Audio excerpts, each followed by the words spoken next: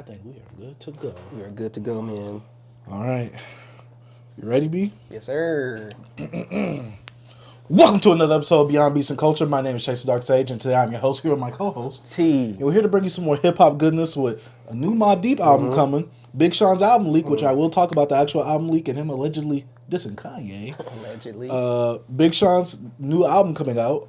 Westside Gunn also has a new album coming out as well. Some album reviews with SuperGalloway, Childish Gambino, Denzel Curry, and JT, which will be a solo one for me. Just a rant. And is Childish Gambino part of hip-hop? Should Drake buy 1/3 of Reasonable Doubt? And is Tory Lanez Wack? But before we actually get into the video, or the podcast, should I say, how have you been? I've been recovering, B, from I don't know what I had, but, little setback for a minor comeback. But I'm not going to give you anything. I think I'm good, you know what I mean? Hopefully you don't hit me up like, yo, B. But nah, overall, though, besides the little sickness, I've been doing great. What about yourself? Been all right. Yeah. I've been chilling. Yeah. You know what I'm saying? Just focus on working, getting the content out. Yes, sir. That's all that matters to me right now. It's progression. But, no, it doesn't matter to me. What? Some of the music I heard this week. But before we actually get into that, what have you been jamming since the last episode? It's been a really slow little week for me as well from listening to anything. But one album I did listen to, a favorite of mine. I don't know if I even talked about it ever on the podcast. But AZ, Do or Die. This album is, to me, a classic. From Nas's camp? AZ? Yeah, his homie AZ, yeah. So I don't know if is this album considered a classic, do you know? No. It's not? Don't know when to talk about no AZ. That's great. They say that it's a good album, I think, but I never heard someone say, oh, this is a classic. Yeah. I love this album. It's a really good album, man. I'd say it's great. Like, I don't know, man. Classic? It's a personal classic for me. I always liked it. Is it like an era classic? Would you call it that? Or would you call it like an actual definitive hip-hop classic? To me, I think it's a hip-hop classic. It has some stuff that's been sampled in here. Just even him sampled on Illmatic. But I don't know, bro. Uncut Raw, Gimme Yours, Whole Happy Jackie, Rather Unique. It's like Sugar Hill. Like, all this, bro, is just fire. And it's short, 45 minutes, 12 songs. Like, bro, my son loves the Gimme Yours. Like, I could just play this in the car, even though it's some vocal language in here. But AZ is dope. When did it come out? 93? 95, I'm bugging. 95. I was about to say, didn't it have to come out after Illmatic? Yeah, it was after Illmatic. I forgot. Because so he said he was he the Don Toliver? It's because he was rapping. He told the story how him and Nas met. Cause like they met in the studio or something like that. Like they didn't grow up together or nothing like that. And like he just hopped on. He did like a few songs with Nas, and he was shocked that the song Life's on there and everything, and then he was just like, dang, that's dope. He showed love or whatever. And then like because I think he said his joint was done too, and he just put it out the next year. I could be wrong, but anyways, yeah, this album dope, bro. I played it I've been getting in the car because I'm like, dang, I never played this in the Jeep. So that's what I was thinking of. I'm like, bro, I've just been playing it. Is it Jeep certified, B? Bro, it's Jeep certified, bro. It bumps in the Jeep. But now, bro, like, this is a really good album, man. I just don't hear people like I see people in the hip hop community that's like older heads talk about AZ. I also saw a clip of him and Nas performing recently, and I was just like, dang, like nobody really show AZ love like that. All right, you about to sound like Russ. Shout out to Russ Collects. Like, That's like what do you mean, he's talking about how he said no one talks about 2014 hip hop or something like that. Like, are people sleeping on this year? I'm like, huh? 2014. What? He's a kid, bro. He's a kid, bro. Shout out to Russ, man. He be doing stuff like that. I had to get his age this weekend. I'm like, what age are you? How old is he? I'm not gonna say I'm 5. Oh yeah, you can just look at my fingers right there. Okay, yeah, you're a kid. Yeah, but nah, B, that's. Oh yeah, I forgot. We'll go back to it. Yeah. So that's it. That's the it for me for AZ, bro. AZ, Do or Die. If a lot of you guys haven't checked it out, y'all need to. It's his debut album. It's really amazing to me. You know what I'm saying? It's up there like, it's not, I wouldn't say Illmatic is far better than this album. You know what I'm saying? It's I don't know, bro. Like, Illmatic's better, yes. But I'm just saying, it's like one of those albums, like, yeah, in that era of 94 to, well, you could say from 93 to like 97, I think it's a top 20. You know? That's probably not too crazy. Is only Built for Cuban Links in there? Yeah. Is Iron Man considered to be in there? Wu-Tang considered to be in there? I say top 20, so he could be like at 19. We can look at. Yeah, I'm saying from 93 to 97. I think you're giving him a bit too much grace. Hey, to me, bro, I'm gonna relook at my list. Yeah, we got to relook at that. All right, list. You think? I think it's up there, bro. I don't know if it's 20. You think it's up there? Thinking about iconic albums. Come on. Of a 93 from 97? When did America's Most Wanted come out? Or Death Certificate? Or 91, right? I'm not sure. I said 93, 97. All right, we got Scarface albums. And then you got to think about Outkast albums. I don't know, man. Hey, do it now, man. Hey. I'm just saying, you got a lot of competition you throw in there. Maybe I threw out a little crazy take, but hey, I don't know. To me, I think it's up in there, bro. Top 20, maybe. But it's definitely one of those standout. It's one of those standout albums from that era, from like 93 to 97 to me. I think people don't talk about AZ because AZ just isn't big. Yeah. Like, people, whenever they talk about AZ, it's because of his verse off of Life is a B. You think so? I'm saying like most of people. All the time I see. I'm saying that when I hear people talk about it, it's like in the underground community, you know, or like the old heads, they talk about AZ. But like I'm just saying, I don't see much praise. Like I guess overall, no, like, they only praise. Yeah, they only praise that verse for his. I didn't even know he had an album. Yeah, do or die, man. I want it on vinyl, bro. That's like, I want the original one, and I remember when I think it was Tough Con before they like folded. They did a pressing, and I was gonna get it on their site, but it's the certain variant I want, and it's hard to get, man. I want it. Is it worth any money? Not crazy amount. It's just where it's at. I'm like, I don't want to buy it for that amount. Okay, so it's not worth that amount for you. No. I feel that. Yeah. What you got? Just to go over this one quick. I kept going over the Auditorium Volume 1 by Common and Pete Rock. Oh, man, I'm about to bring that album up. Yeah, this album is my album of the year so far. Dang, just bro. Production wise, it's up there, man. Common's rapping, even though Common stays in the same pocket like he usually does. That's Common, so I don't know if I could fault him for that, but it's also like what we heard with LL Cool J, he had to relearn the rap, and he was flowing differently. So I'm like, Common, I kind of wish he would flow a bit differently. But I really do love Pete Rock's production on that album. And I do love some of the subject matter that Common does go over, the way he flows on the beats.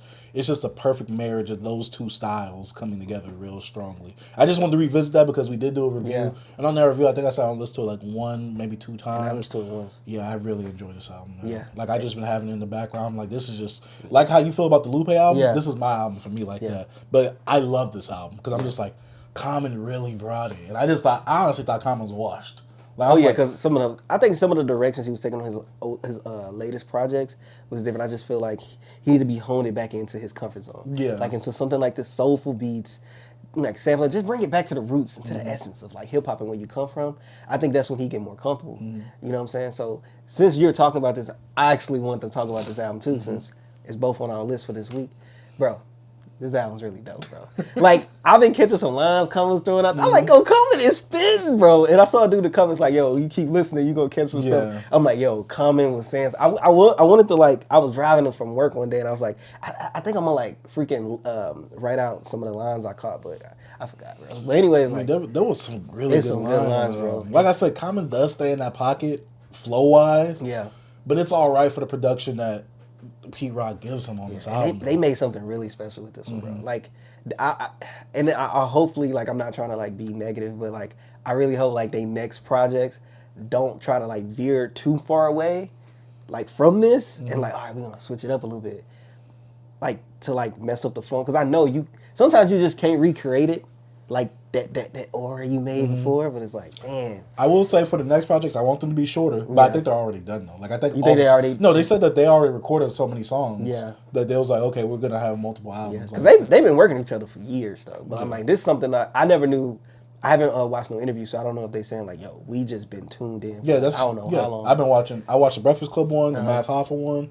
I didn't see the Drink Champs one. I saw some of the Sweat. So how did they say like what's the like time zone, or like they just been locked in for a few years? Yeah, this is current. Like this is for the last few years. Man. But Pete Rock, he already has some of these beats, but he made newer beats. Like he would send Common some songs. He'd be like, "What you think about that?" Then Common be like, "Oh, I want that sample." Right. And you know, Pete Rock will go in and sample it. So this is like recent. Like this is like super recent. It's so dope. I agree with you. I hope it's shorter, for they can stretch it out. Like I guess they do 3 volumes or whatever. Because when I see volume 1, I'll be like, I just don't want you to. You know what I mean?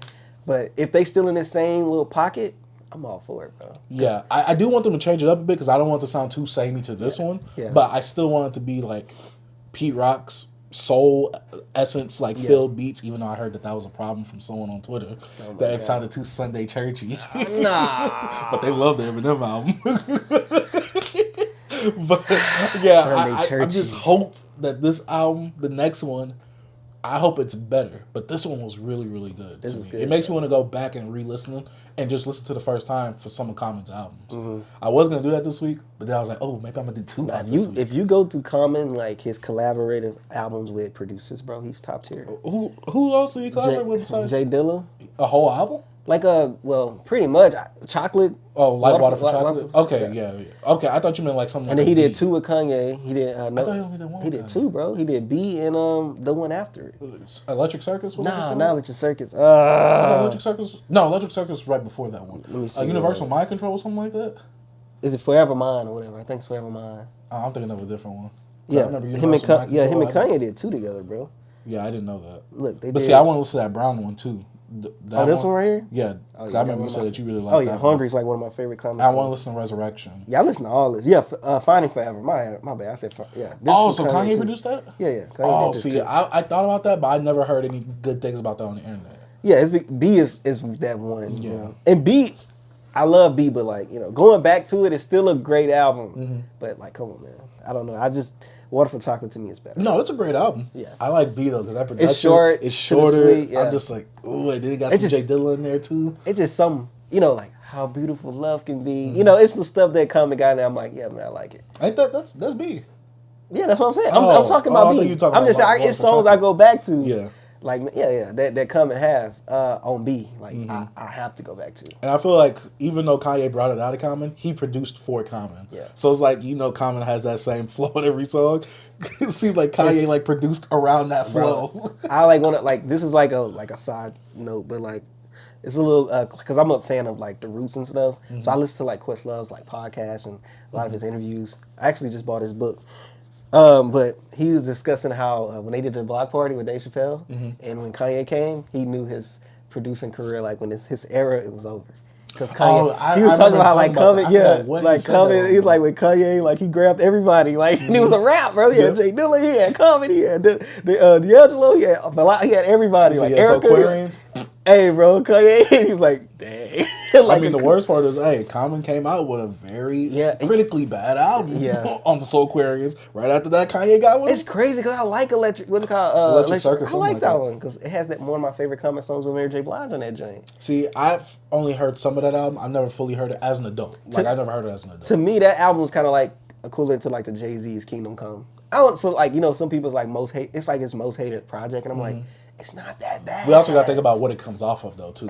That's why. Yeah. What it comes off of or what it came before. Yeah. Oh, yeah, that expectation. Yeah, I got you. I think that's the only reason, like, albums like that are, like, super hated. Yeah. Because after the Black Album, come on, Kingdom Come, like, what are we doing? Yeah. I like Kingdom Come. Kingdom Come ain't bad. It's crazy. That's expectation. That's the album that got me into Jay-Z. That's the album. Mine was American Gangster. So. Yeah, because I never forget, I was in the backseat of my cousin's dad's car with my cousin dad driving, hat tilted, jamming the freaking Kingdom Come. He played that intro, bro, and I'm like, hold up, man, look.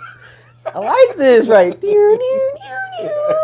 And then on top of him having the hat to the sideways, he's like, this is a new era, got a fresh new hat. I don't know. Can you be real, though? That album cover is ugly. I used to love I think the promo to that album, I remember the commercial when Jay-Z was doing all his album covers. I think that was around the Kingdom Come time. I used to love that. You remember that commercial? When like he was coming up, all of his different covers. Yeah, he was just doing this. He had the hat. Yeah, bro. I think that's around the Kingdom. No, because American Gangster was in that one. Oh, so that was Magna Carta Holy Grail. No, for real? Because it went. Nah, I think it was a little sooner than that. I was a kid. I'm not a kid. No, because it was Magna. It had to be Magna Carta because he did American Gangster in that trailer too. Because I remember he put. So I want to say it's probably Blueprint 3 then. Yeah, it had to have been that because I had to be in high school when that commercial came out. I wasn't out of high school. I feel like it was Magna Carta because I wasn't watching commercials then. But I didn't watch commercials either. But I remember this being on the TV. Okay, yeah. We might have to Google it. Yeah, we're going to ask him for that. Commercials used to be so dope. What happened? Internet. Yeah. TV, no streaming. Why watch commercial? I mean, the best way to put a commercial in somewhere is YouTube because people ain't buying YouTube Premium, but everybody's on YouTube. Bro, I mean, I ain't gonna speak because I want the YouTube guys to mess up and strike my YouTube channel. But bro, I haven't had ads in. And I don't even got premium, bro. I ain't had Let me say the pod real no quick. ad blocker or nothing. Allegedly. Let me say the pod. Next topic. Next album that I listen to. What next album you listen to, B? Tory Lanez, Sorry for What? Oh. So all the commotion of Tory happening this weekend, I was like, let me go ahead and finish out the albums I did not listen to with Tory that came out after the whole quarantine thing, because I think it was Love Me Now Reloaded came out. That just it tired me out. What's the word? Fatigue? Yeah, it fatigued me. I forgot the other word. Drained you? Whoa. When you had that part, when you have fatigue, it's the other word. I forgot what it's called. The other word, fatigue. I forgot the name of it, but it's basically like fatigue. Yeah. Burnout. Okay. That's what it is. I have Tory Lanez Burnout after Love Me Now because I was kind of disappointed with that album for what it was. Well, not for what it was, but for what I was expecting from Tory. Yeah. And I think Chicks Tape 5 came out after that, so I did love that. Or before that, I'm not sure. But I went back to Sorry for What, which is his last album before the pop. Yeah, no, it was his last album because the deluxe of Alone from Prom came out after, even though Alone from Prom came out before the original. So I listened to Sorry for What. You can tell he's just trying to put something else before he get that go. Legal fees. Before he can go? Yeah, before he go. Because I'm just like, Tory, I get what you're going for this album, and this is like in your lane. Yeah. This isn't good though. None of these attempts on this album is good. It's all right, especially for someone who isn't a Tory Lanez fan and just getting into Tory. You might like this because it gives you like Drake vibes, where it's like a lot of different type of sounds. Right. He's doing the singing, he's doing the rapping, but to me, he doesn't excel at anything. He comes off more as a jack of all trades rather than him being proficient at the two things that he's really good at, which is rapping and singing, and really making a good song. To me, this album was very boring, very flat, felt very soulless. You could just tell like he's putting this out so he gets some legal money for that case he's going. You know what Tory Lanez I miss, bro? That Fargo Fridays, that real addresses. You talking about when he was putting singles out? Hey, bro, real addresses, bro. I played that. I forgot if they have them on streaming or not. Because I remember they kept putting them on SoundCloud. Bro, I remember about 2 months ago. I remember I was like, yo, the song just popped up in my head, bro. Bro, it's still fire, bro. Real Addresses by Tory Lanez, bro. If y'all haven't heard that song, y'all really just need to go through all the Fargo Fridays. Man, he was dropping those songs. I can't wait to blow all that around that time. Even though I know that's on Spotify because he made it like a single. When he had the little ripped up shirt. Blow. I can't wait to blow up. BLO, something like that. Bro, all that, bro. That Fargo Fridays was amazing. I know. I miss it.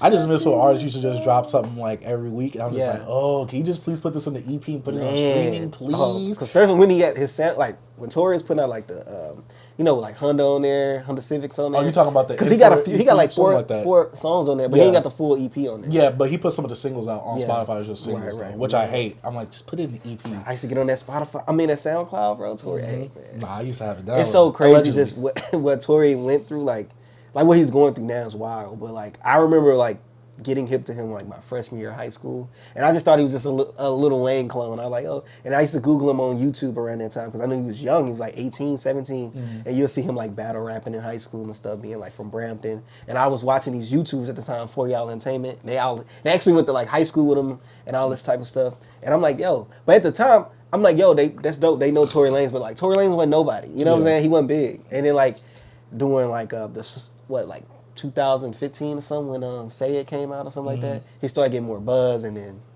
we're gonna talk more about Tory, but I don't know. It's just crazy. I miss Tory, man. I'm not gonna say we'll talk about it later. Yeah, but I ain't got nothing else. Oh, you ain't got nothing else? That's I'll go through some stuff real quick then. I listened to another Tory album, Daystar, which was his album fresh off of all the allegations and stuff before he went to jail. And that's when he kind of addressed it in a little bit. He addressed it a lot. Yeah. He was going at everybody on this album. He was like, he even talked about Bum B on the album. Yeah. I remember the intro. It kind of reminded me of Future on Monster. Because that's when he had Mobb and them on there, right? Yeah. I remember that. Academics, Bum B. I'm just like, Ebro. Yeah. You know, everybody was talking about him. And to me, Daystar is a really good Tory Lanez project. Yeah. But it's like at the Heart Part 6 where it's like, you guys don't believe me. It's like, come on, Goo, I'm black, but you want to believe BLM? Like, you don't want to play with everything else. He was like, come on, what they using the money for BLM? I was like, come on, there's actually black people out here. Y'all trying to put a black man behind bars? What are y'all doing? He was trying to do the guilt trip on this album. And while I do love him because of the subject matter of the songs, there's even one part on the album. It was a song. It's like a 6-minute song of him just going at everybody that said something about him. He said, Chance the Relevant? Irrelevant. No, he said Chance the Rapper?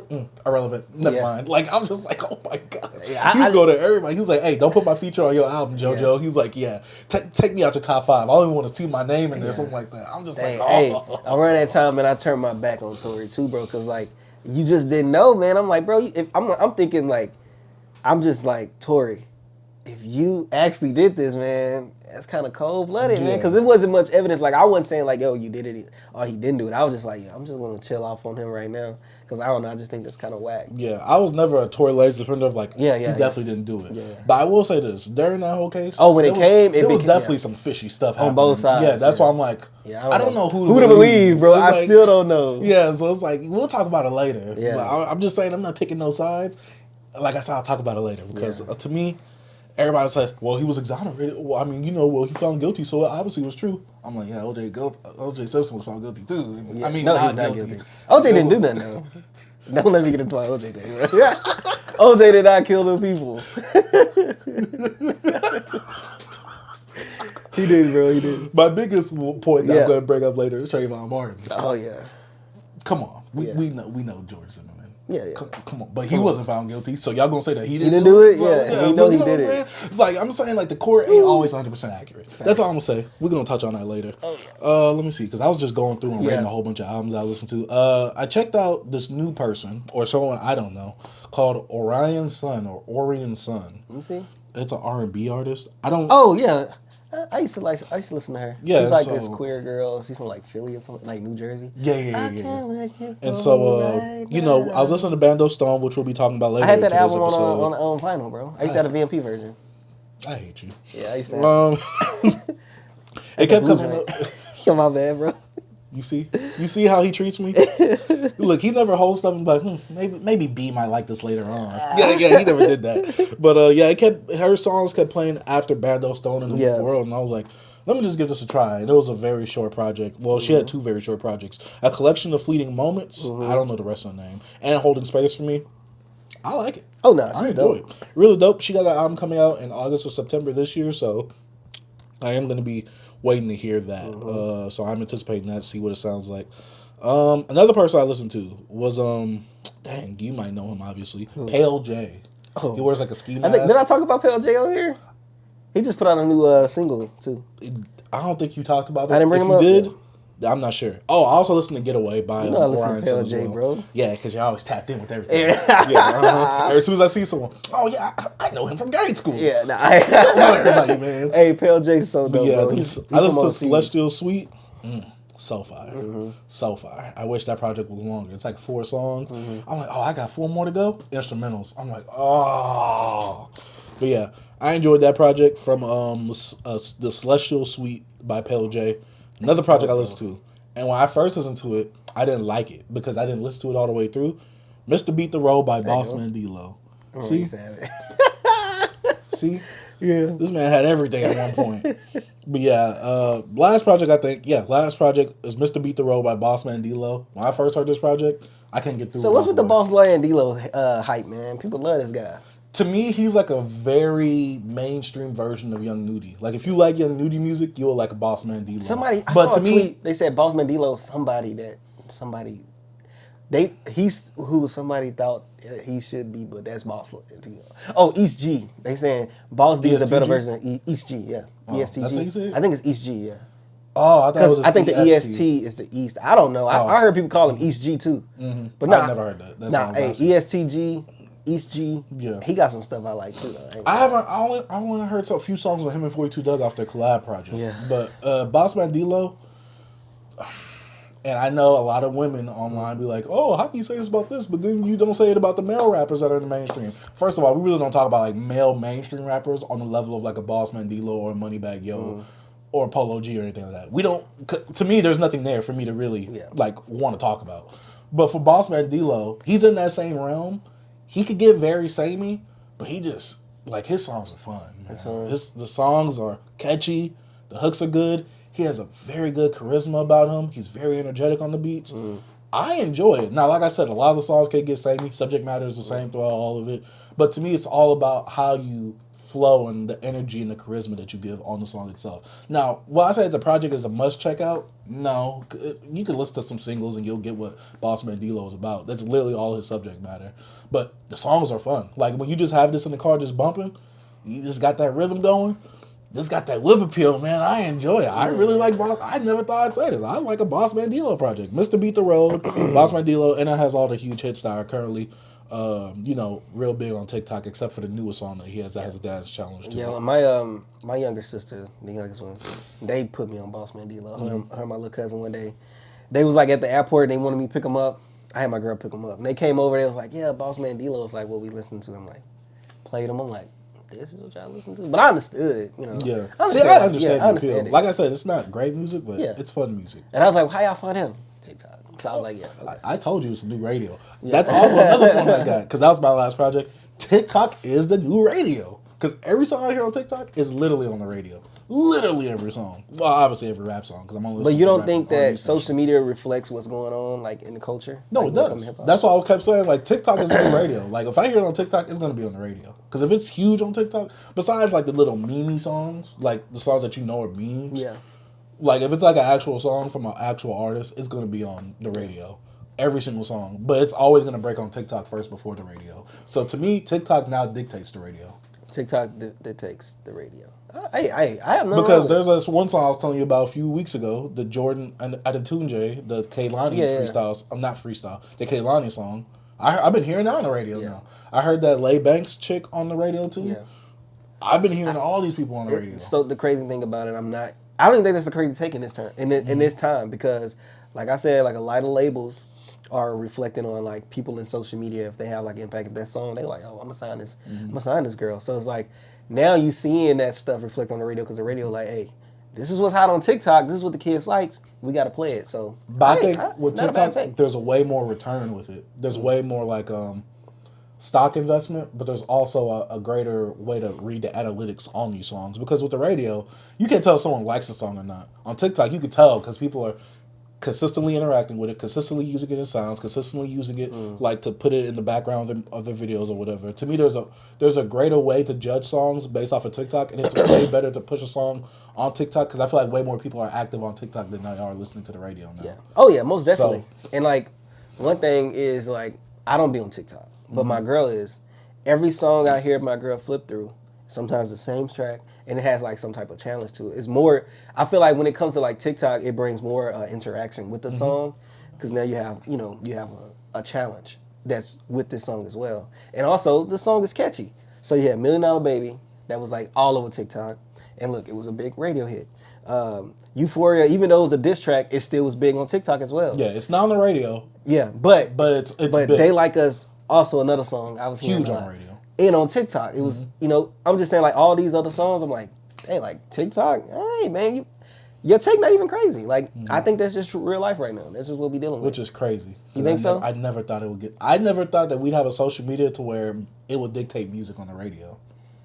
You don't think I think we've been dealing with that for the last few years, though. A social media? Well, just it being on the internet, like, stuff being on the internet and then going to the radio. Oh, yeah. I agree with that. But I'm saying, like, a social media where it's like, this is the new hot song right here, right now. We're dictating. Because this is what the kids is playing for, because we're dictating. Yeah, because Instagram was never. But you don't think we're doing that? We've been doing that since the blog era?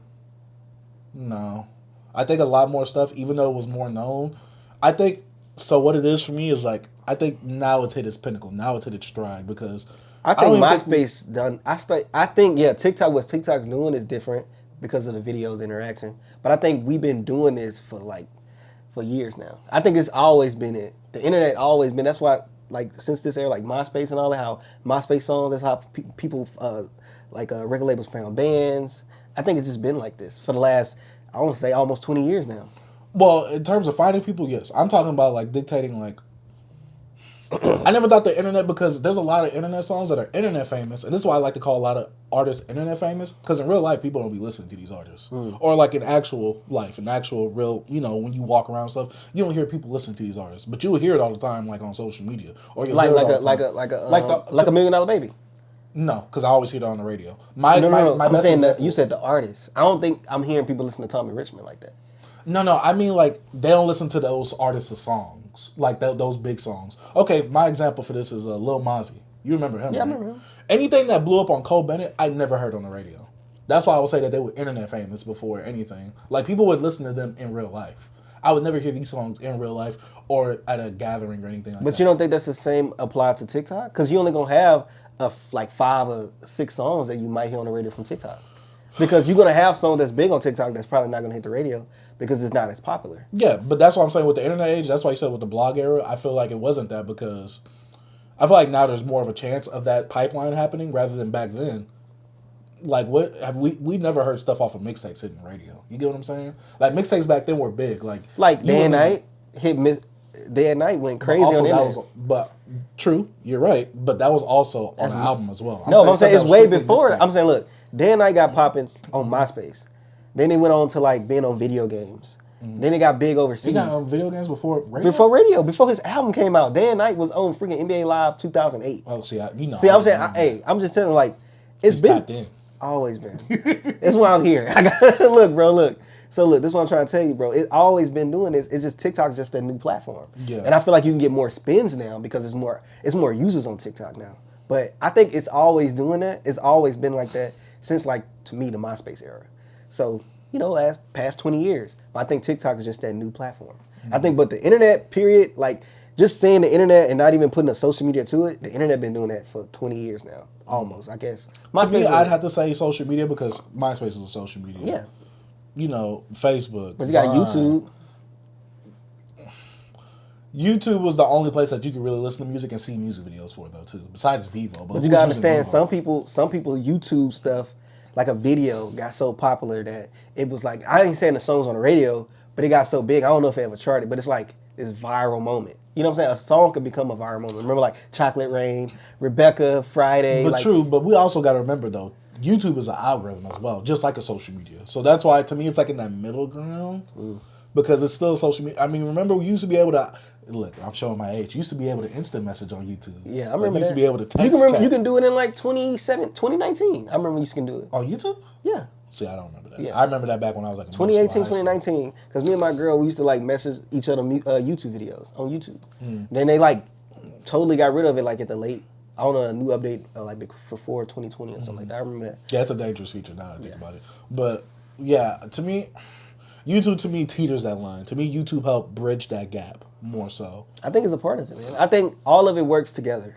Like, cause I remember like Black and Yellow, like, being really crazy on YouTube. And then it became like a huge... Yeah, that's what I'm saying. To me, it bridged that gap between stuff being just on the radio or stuff being internet famous, and then, boom, it could be in the middle. Because especially back then, the internet age, when stuff was getting big on the internet, like through the blog era, even though it was a little bit before, you was able to put your music video out. It's a more independent source. You ain't got to go through a thing like BET or 106 in Park or MTV, stuff like that. So what are you saying? I'm kind of agreeing with you, but I'm also saying, like, it does dictate it a bit. But I think it's still a social media to an extent. So you saying YouTube helps, but you think the social media is more impactful? Like, you saying TikTok is number one. I agree with you on that. I'm not right now currently because TikTok is the number one social media. Yes, but yeah, I agree that YouTube was number one at one point. It was king because that was the only other place to do it. But that's what I'm saying. It bridged the gap. Yeah, because you could be independent, put your music videos on there, and they'll still. But that was the only other place you could put really on there to get popular. Yeah, because like Vine had a little moment. It had songs like You Guessed It. Remember that? That was the thing. Because I feel like if anything is popping and you incorporating music to it, because at the time you got so many people, so many eyes on it that it can take it off. I agree with you. I think the thing with Vine was... Because you got songs on Vine that did the same effect. Yeah, but I think more songs on there were more meme popular than actually like, radio popular. You get what I'm saying? Yeah, but... Even though radio was still becoming irrelevant at that time. Yeah, it was. But I'm saying, I think radio, it kind of caters to the people. Yeah, it does. It does. So whatever them record labels, like, they see... Like, they was playing You Guessed It on radio. Like, that became a big song. Even though I know it's more Vine songs, I just can't... It's been so far removed from that. But I feel like TikTok the same way. Like, a lot of songs on TikTok be popular, but, like, you probably don't hear them on the radio as well. But it's some that's, like, you can't escape because... This already was gonna be a big song. Like, come on, Euphoria, like what it became like. You mean Not Like Us? Yeah, like Not Like Us being like in the now Euphoria too. I never heard that. It's not on the radio, but I'm saying it's on TikTok. Oh. It's big on TikTok, but it's not on the radio because it ain't as big as. Well, I think it's not on TikTok because it's not a general radio song. Yeah, I think it was like 6 minutes and all that. Well, that plus there's no hook, there's no chorus. Yeah, it's not just rapping. Yeah, it's just rapping. Yeah, I get the formula. I'm saying the formula is not on the radio. Mm-hmm. I got you. I agree with you on that. But I'm just saying when it comes to certain songs, like if that song had that formula, it would be on the radio as well. Euphoria.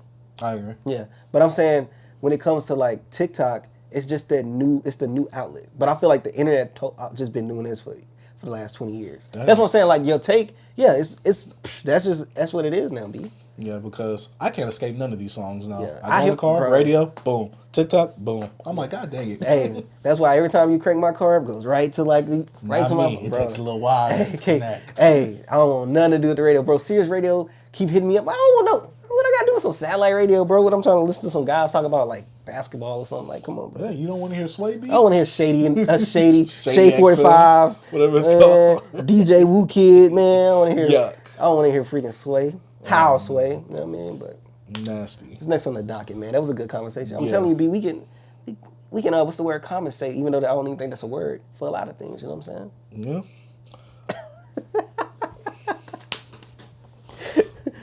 Let's move on to the news section of the podcast. And first piece of news, new Mobb Deep album produced by Alchemist and Havoc. Now, I've never heard any Alchemist produced Mobb Deep. I've only heard the 2 albums. But you never heard no Prodigy in Al?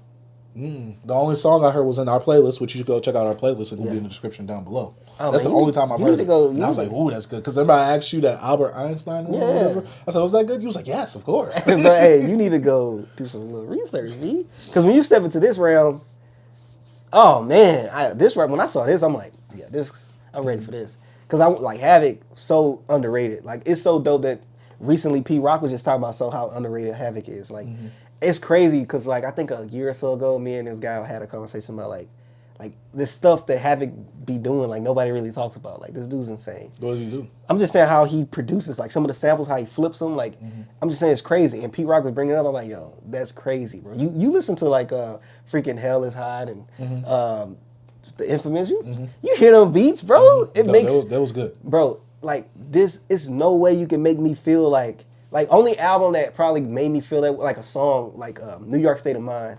But like when you listen to that Infamous, bro, and you're just like, bro, you feel like you in them dark, gritty, like New York streets, bro. Like I feel like I'm in Gotham. Bro, I'm telling you, I feel like it takes you back to a time when you hear a lot of the OGs from the East and they talk about like the what they call it, the tunnel, and they just talk about like certain historic places in New York, and you're just like, yo, when you hear the Infamous, you feel that. You feel that 90s ground. You feel like you got a big ass hoodie on or something with some Timbs, got your butters on, you know what I'm saying? Make me feel like, bro, I ain't wearing no Timbs up in Texas, bro. It's hot. So I'm just I'm a crazy guy. I never wear Timbs in my life, but it's just so crazy, man. Like how music, like any type of music can just put you in a place.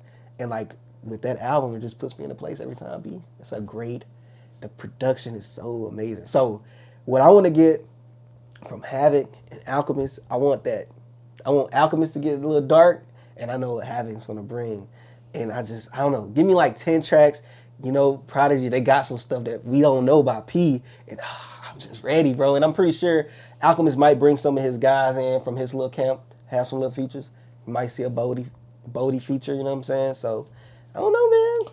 This kind of reminds me of the whole Gangstar situation, where DJ Premier had to produce for Guru's old verses, and it's one of those things where it's like, were these verses intended for Mobb Deep, or were they intended for Prodigy solo work? See, the only why I don't give me this vibe is because before P gone, Havoc and Al, they still was cool, and I knew with Guru and Premier, they wasn't on good terms. I don't know if they pieced it up before he passed. Yeah, they did because they wasn't. DJ Premier was like at his side, type stuff. But they wasn't making a lot of music at the time. Yeah. But these guys, you know, they been locked in, especially P and Al, bro.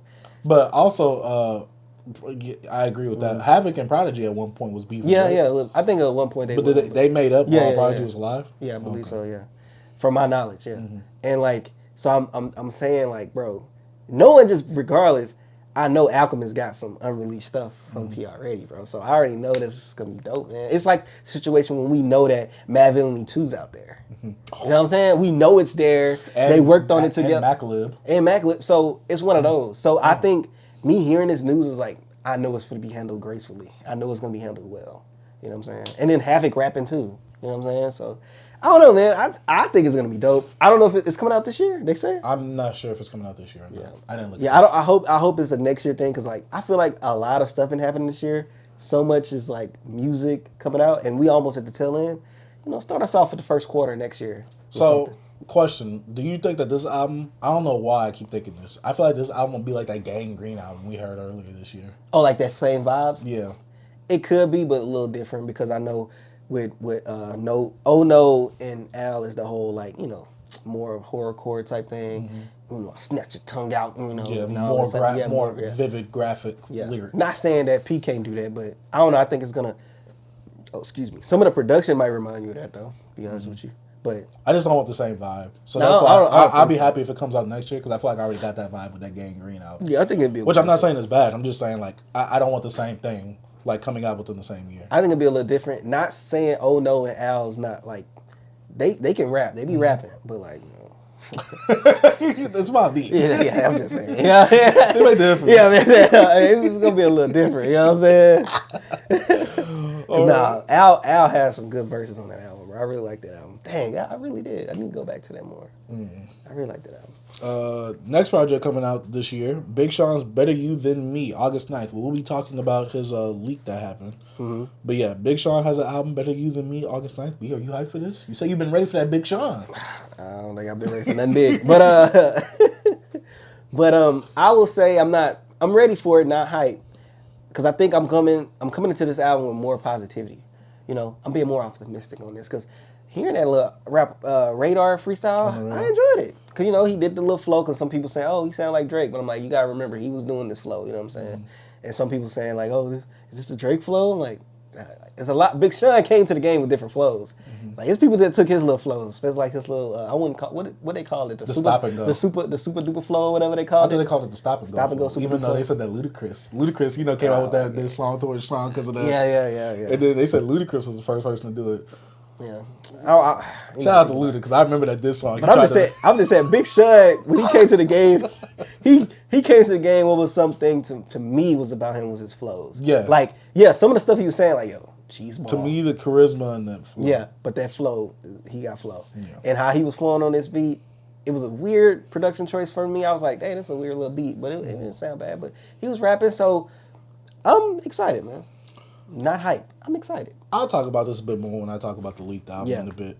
But last album coming out that we know of for sure, Westside Gunn. Was it Fly Guy to me? Yeah. What 3? Something like that. Man. I just saw the cover of him having his mask on, saying he bring the mask back. Yeah. I didn't even look at the title. But I saw some good guys in my Discord talking about it. Fly Guy is a awesome guy. Yeah, that. Fly Guy's an awesome guy. So 3, because he put out 2. Yeah. I saw a few guys in the Discord talking about it. Saw 99 Vinyl talking about it because he was just like, yo, it's gonna be some people first time get a Dope project from Dope, the label. That they sell his vinyl. Oh, yeah, it's called DAUPE. Yeah, that's what he was talking about. Oh, yeah, I didn't know that's how you said it. Yeah. But also, I was like, oh, the first project. Yeah, it's because they're gonna get it because now it's more wider releases. So, but I was just like, bro, hey. Like, some of the guys, I know there are a lot of the new booties, you know what I'm saying, into the vinyl game. Mm-hmm. Even 99, bro, I'm like, hey, you wasn't there. Hey, bro, it used to be, I was there, man, 2015. I mean, I sold them joints for cheap. Super cheap, B. But anyways, that's besides the point. I don't want to get into that. But, but yeah, it's going to be dope, I guess. I'm gonna check it out. It's just I'm not big. Nah, man. I don't listen to Westside Gunn like that no more. I don't really. Zelda movement. Nah, bro. Like I've been burnt out. I burnt out in like 2021. I only have one Griselda project in my. I'm trying to get rid of it. I don't know why I bought it. The Hitler Words Hermes or whatever it's called. I don't know. Or the Christopher Benedict. Oh, Chris Benoit. Oh yeah. It's actually Hitler Words Hermes. Is it 4, 5? One of them. Shit, I don't remember. He got too many of them. But anyways, it's the Chris Benoit version. No, bro, it's Supreme Blientele.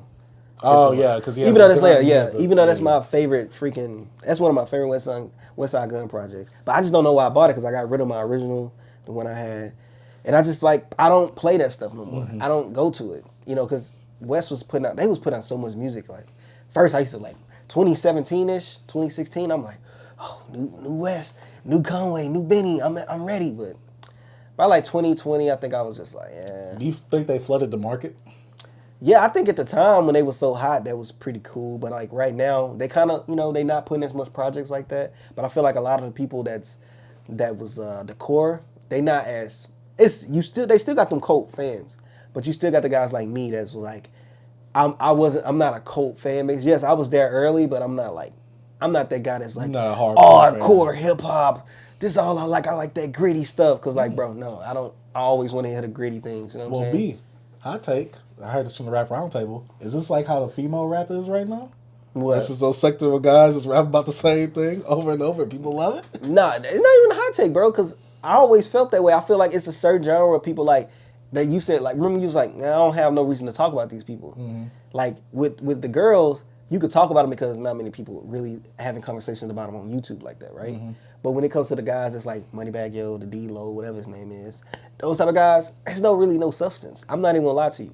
I find more substance to like in an NBA YoungBoy, a Kodak Black, because I feel like with them two guys, like Rod Wave, his stitch is he's always sad. So some people can make fun of that. But like with an NBA YoungBoy, Kodak Black, they can give you like really dope, like introspective tracks, and that you probably, well, some people from the out wouldn't even expect that from them. And I'm like, if you actually listen to their music, they got some dope stuff. Yeah. Like Kodak got some stuff and be like, man, there's some deep stuff. And he's saying it like he's not a slouch on the mic. NBA YoungBoy either, even though he's a crazy man. But like if you actually listen to some of his music, you're like, dang, this kid got some talent. Yeah, the only problem is he flooded the market way too much. Coming out with 4 albums a goddamn year. Yeah, but like with the D-Lo dudes, like the Moneybagg Yo dudes, I never checked out D-Lo as a whole, but like I listened to like Moneybagg Yo before and all these people. To me, it just, they give you what they give you, and it's not nothing for me to deep dive into. Mm-hmm. So I feel like, yeah, that sector is that. And I feel like with Conway and them, they can get too gritty-ish and stay in the same lane as well, but they also have some tracks just like, dang, they went through some stuff, but it's also still that gritty stuff. I got shot. That's why I think I told you earlier. Yeah. I'm tired of that sound now. Yeah. It's like, because when you listen to it a lot in that same sector, I'm like, and yes, I get it. They're doing it with skill. Yeah. There's lots of skill in what they're doing versus the women doing it. Yeah. But also, it's the same thing over and over. I'm like, this is cool. That's why I kind of like an artist like Freddie Gibbs, where he kind of spaces his stuff out. So, and he's like his own person. He's my favorite out of, I guess, if you want to call that a sector. He's my favorite. So, boom, I know with Freddie, at least I'm going to get something different, because he at least give me different sides of like that coin right there. So, one thing I can say about Freddie, what was so dope about Freddie, because like my introduction to Freddie was like around the time of like him, he already collaborated with like different like producers I like, Static Selector. So he came in with like, hey yo, if you look at the mixtapes he had, he was rapping over all type of like different beats.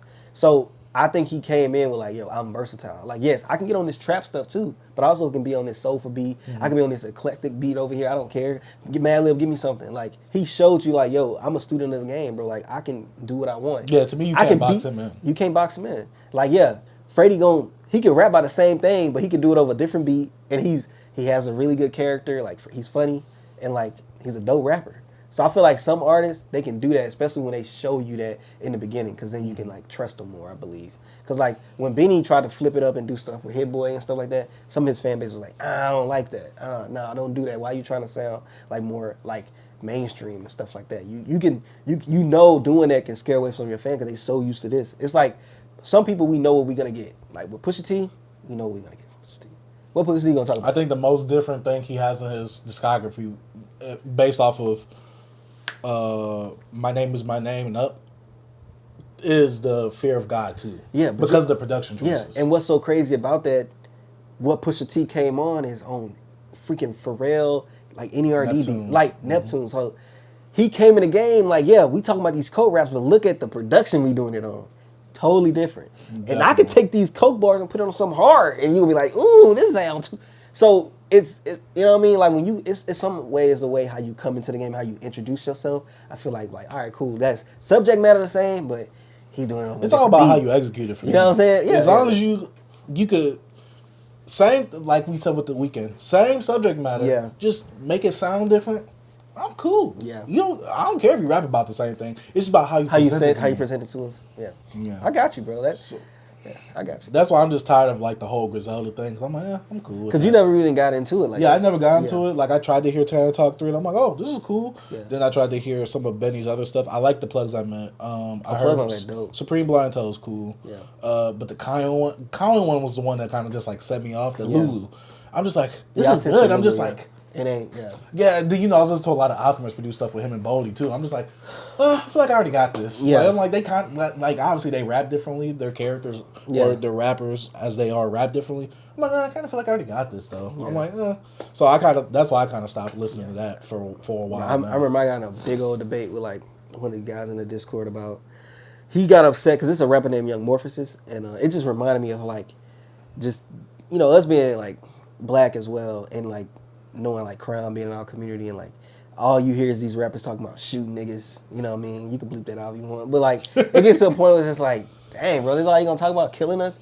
And like this one guy, he got offended. He was a white dude. He got offended because Young Morphosis was calling, he was saying crackers, because he's from like, that what they be, you know, I think he's in Florida or something like that. Mm-hmm. But he was talking cracker, and he was just saying kill all these pigs, and he was just so offended. But I'm like, bro, you be jamming Conway and freaking Benny them like crazy, and all they talking about is killing people and stuff. And then he try to flip it. I'm like, yeah, bro, I got you. You can't say nothing, bro. Like, what's the point? I'm like, and his point of his music is to make you feel uncomfortable.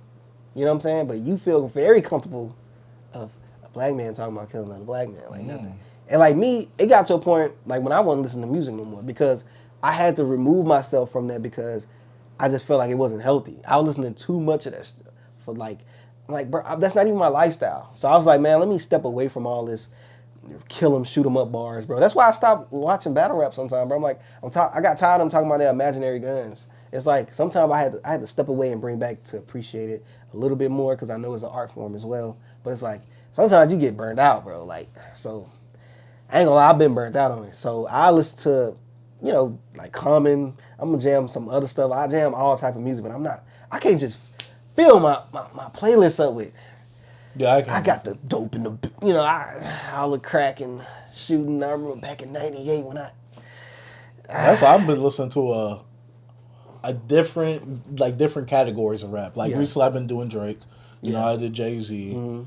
A bit of Scarface, you know, just a myriad of rappers where it's like they all don't rap about the same thing and they don't do it similarly either. So I'm like, I'm getting a mixture of everything right now. Yeah, the JT album. Yeah, I always try to keep my palette that way, because I can go a year without listening to no rap music and I'll be fine. You know what I'm saying? I can do it because I love music so much more than like, yes, I am consider myself a hip hop head, but I am a music head overall. All that, like I just love music.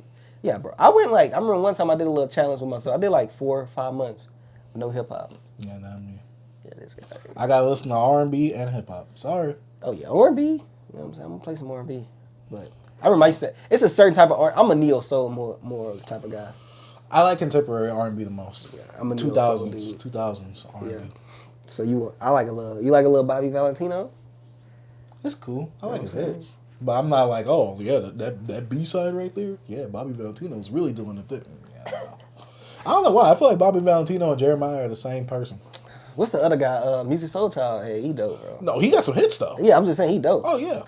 I haven't heard his album with Hit Boy, and I'm afraid. I tried the first track. Yes, I've tried the first track. I was like, yeah, no. Man. But yeah, he has an album with Hit Boy. Hit Boy has an album with everybody. That Philly sound was dope at the time, man. Yeah. Jill Scott's from Philly too, right? Yes, sir. Okay, yeah, that's what I thought. I need to listen to her album. I have it in my listen later. Oh man. Oh yeah, so I'm waiting for that. I love that album, man. I had it on vinyl. I canceled the order on one of them. I don't know. That's one I gotta get that. Who is Jill Scott back, man? This Negro done had everything on vinyl. I had over 500 or something like that. A little more. I was wilding, man. I had a stacks. I had boxes not even open. I was going crazy. I was stupid. They called me the cop guy in the Discord, bro. I was a cop king. No, they said you was a pig, B. No, that's what they was really trying to call you. I was hogging everything. And last piece of news on the docket. Big Sean's album leaked, allegedly, because of his On the Radar freestyle, which we talked about a little bit a while ago. The On the Radar freestyle he had over Aaliyah's, I forgot what Aaliyah beat it was. Yeah. But he went on the Radar recently, which I feel like I don't want to say it's the new Cole Bennett, but like if you want to try and get hot, you want to try like break, you go on the radar and get a little freestyle off. But Big Sean went on there recently, and assumedly he had some bars for someone saying that I'm not trying to look for beef with anybody. People thought I was talking about Kendrick at first, but then here come DJ Head, which I get it. He's on Team Kendrick because he's Kendrick's DJ, I believe, right? I talked to Sean. He wasn't talking about Kendrick. Why did you have to say that? Like, you couldn't just let that, like, be to the imagination and let the fans speculate a bit? Like, I would have been cool with that. Like, you just over here, trust me, he wasn't talking about Kendrick. I talked to him. Bro. Why can't we let Sean say that? Because Sean gonna say it regardless. Like, all right. So, it's crazy because I was thinking this. And I listened to a Joe Budden podcast, and he said the same thing I was thinking. Big Sean never, ever admits who he's talking about. And we always put stuff together. Fans always like, oh yeah, he talking about, but he like, nah, I wasn't talking about him. Nah, I wasn't talking about him. Sean is scary, bro. No, he is. Big Sean is scary, bro. No More Interviews song where he was dispelling the beef with him and Kendrick. He's scary. He is. He hasn't been no rap beef. I don't think he want no problems like that. He got to prove me wrong. He like, I believe J. Cole more than Big Sean. I think Big Sean really that scary dude. He the one that want to stay in the corner, be all fly. He don't want to get his hands dirty. Nah, he the type to. I ain't do that. He like, you don't want me to do it to you. Someone, you do what? Yeah, man, you're not even worth my time. Yeah, bro. That's what. Hey, that's why he started lifting weights. Trying to look a little intimidating, bro. When you put a shirt on, you don't look big at all, bro. No, that's what the aesthetic be. When it comes to actually pushing that weight, no, you ain't pushing nothing. Man, it's crazy, bro. How he get all kind of buff and he's still skinny in the face. Maybe it's fake. Hey, it's like SpongeBob when you put them little muscle arms on. Hey, before you go. Hey, arms all pink. Got them pink arms, bro. Bro, try to be like Larry the Lobster, bro. Nah, man. Come on, bro. Big Sean, bro, you just be honest who you beefing. Then he like, Kanye wouldn't do that. Kanye, no, man. But he did kind of say who. He said grown men out here getting matching tats for the clout. Which I'm just like... Kanye and old, they did that. They did that whole little... Then people showed that. And I'm like, Uzi don't need no clout from Kanye. And it was Steve Lacy don't need no clout from Kanye. That's crazy that I remember that, and You didn't put it together? Didn't even put it together, but I didn't even see people talking. I didn't see nobody talking about that. No, people were I didn't even see that. I didn't even put that together. Yeah. But I remember that. Talking about Kanye. Yeah, and when you said that, the Uzi, I'm like, oh yeah, they was in that freaking mirror. I remember that. Like last year or something like that. So they're saying, DJ Head spoiling the fun for everybody. He's talking about another Gemini. Yeah. DJ Head, you and Elliot Wilson, shut the F up. Get off Twitter. I want you guys off. They together too, I think. They do a podcast. Them and some other dude. Yeah. Hey, I ain't gonna lie. Like Elliot been doing all right, man. He's standing. From what I've heard, he's irrelevant and he just always whines whenever people see him. Oh, that's what Charlamagne said, right? No, I heard that too, but I was talking about the comments I seen about Elliot Wilson. It was like, he's irrelevant, or anytime someone's talking about him, it's because he's whining about something. Yeah, like Elliot has this, I guess this like cloud or like a chip on his shoulder or something. Because he was from the old guard of it's like he's trying to prove a point. Like, yo, I'm gonna stay in y'all ear. So it's like he get mad. It's like he to me he's becoming a grumpy old man. Like like how I used to look at Elliot Wilson when I was like in high school, knowing like his background with like the Source and like XXL, I believe too. Like he was, he was a journalist, writer, or whatever. I'm like, really, hip hop, he's instilled in it. I was like, yo, man, he's OG or whatever. But now I feel like he feels like with the streamers and all these people, like they're not real journalists, and I feel like he's trying to like come at the game, like come at them, and like so every time you're gonna hear his name, it's gonna be because of like. He's going to start up some controversy now. I feel like he wants to continue to be in our faces. He wants us to hate him now. I think he's in that, get off my lawn. Get off my lawn. Trying to be a contrarian type bag right now, which we'll talk about him a bit later. I think he's get off my lawn type now, bro. I feel like he at that point where he old and he just he holding that back. A caricature of an old man? No. I think it's really him right now. I just think he's the old man. He's old man Logan. Like, you know what I'm saying? Don't disrespect Logan like that again. Don't you disrespect Wolverine like that. I just think hip hop is his baby, and he's trying hip hop media commentary journalism is his baby, and he's trying to defend it right now. Like I'm the real hip hop journalist. Hey, what's up with all these light skinned journalists? Benzino, Rob Markman. Rob Markman is alright. I don't know what's up with Rob Markman though. Yeah. Like it's like He's not with Genius. He's not with Genius. Rap Radar. He's still with Genius. Yeah. I don't know what it is. I feel like he don't get the respect that he deserves. He got a YouTube now. Yeah, that's what I'm saying. Yeah, I remember him back in the day. Remember when he did the interview on Taylor Arledise? Yeah, he was on the skits and all that. Yeah. That's why I'm just like, I feel like he don't get the respect he deserves. Like, I don't know. But to go to Big Sean, back to Big Sean. So fans were mad that he was, talking about Kanye allegedly on the radar. So then a fan was allegedly, I gotta keep saying allegedly, was told by Kanye to leak his album. Yeah. Which, how did you get a hold of Big Sean's album? And why did you go searching for that? Yeah. I, for the podcast, for research purposes, allegedly heard the album. How many tracks? 14. Okay. 14 tracks of trash. Yeah, that album was not good. It's a leaked album. I don't think it was an actual album. And you could listen to it. This was the rough draft version of the album. You could hear gaps of space in the actual song. You could tell that someone was supposed to be featured there, or maybe he just didn't finish the verse there. But the actual production on that album was weak. Hit Boy was very disappointing on that production as well on some of those songs. Some of the features was cool. Nas was cool. Brent Faiyaz was cool. I forgot who else was on the album that was singing as well. But some of the features was cool, but overall the songs themselves, you could tell that this couldn't have been an album. Yeah. This didn't have an album feel. Yeah. This felt like a whole bunch of loose tracks that Sean was kind of coming up with, maybe around the time of Dark Sky, Paradise. They just sounded very weak, very lackluster, very boring. Nothing amazing here. But, obviously Brent Faiyaz was on the album, so obviously there was some newer stuff. Mm-hmm. But it sounded like general Big Sean radio rap, each of these songs. Nothing in depth, nothing great production-wise. The whatever this Lucy pack was, even though it was deemed as a leaked album, it was very bad. So I'm glad he's not releasing this. And I don't think he was. Yeah, I hope he wasn't. Nah. Thank you. Whoever leaked it, thank you, because he wasn't going to release that. Nah, he won't. Because it's like you said, it wasn't done, it wasn't complete. Like I wouldn't even criticize it because you gotta understand, even with production, a lot of stuff, the elements of that stuff is not probably into it. Like you said, you could tell it was space left in between. It's just, I feel like it probably was just songs that he was working on and stuff like that. It wasn't complete. And I feel like they probably just had a package. Probably Ye probably did have some stuff. And it was like, hey, put it together and say it's the album just to put some bad pub on the album. But other than that, I don't think it has any weight to what Big Sean was going to put out. Maybe, probably a little stuff, but I don't think everything. I hope nothing on this album is on this album. It probably be some stuff, but probably revamped. Yeah, if it's repurposed, because you gotta understand, tweak the verses. Some verses could be on something, but that probably was on another beat. Mm-hmm. You're like, stuff could change. Yeah, when it comes to like music, and we don't know the time frame of this stuff and nothing like that. That's why I'm saying I'm glad that this isn't the album. You could tell listening to this isn't the album. Yeah, this is not the album. It don't make me scared of the album that's coming out. It makes me scared of the space that he's in because I don't want to be too comfortable. This album, whatever those tracks how do you know that was? How you don't know if that was from like 4 years ago? Like I said, Brent Faiyaz was on there. Brent Faiyaz was out 4 years ago. I've been listening to Brent Faiyaz since he don't have to be big.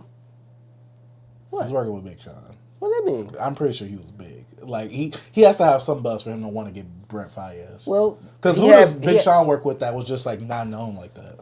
Look, I'm just saying this. Look, Brent Faiyaz had a track 7 years ago. He was big on the hook. Could have worked with him then. Not saying it was 7 years ago, but like it could have been 4 or 5 years ago. It don't matter.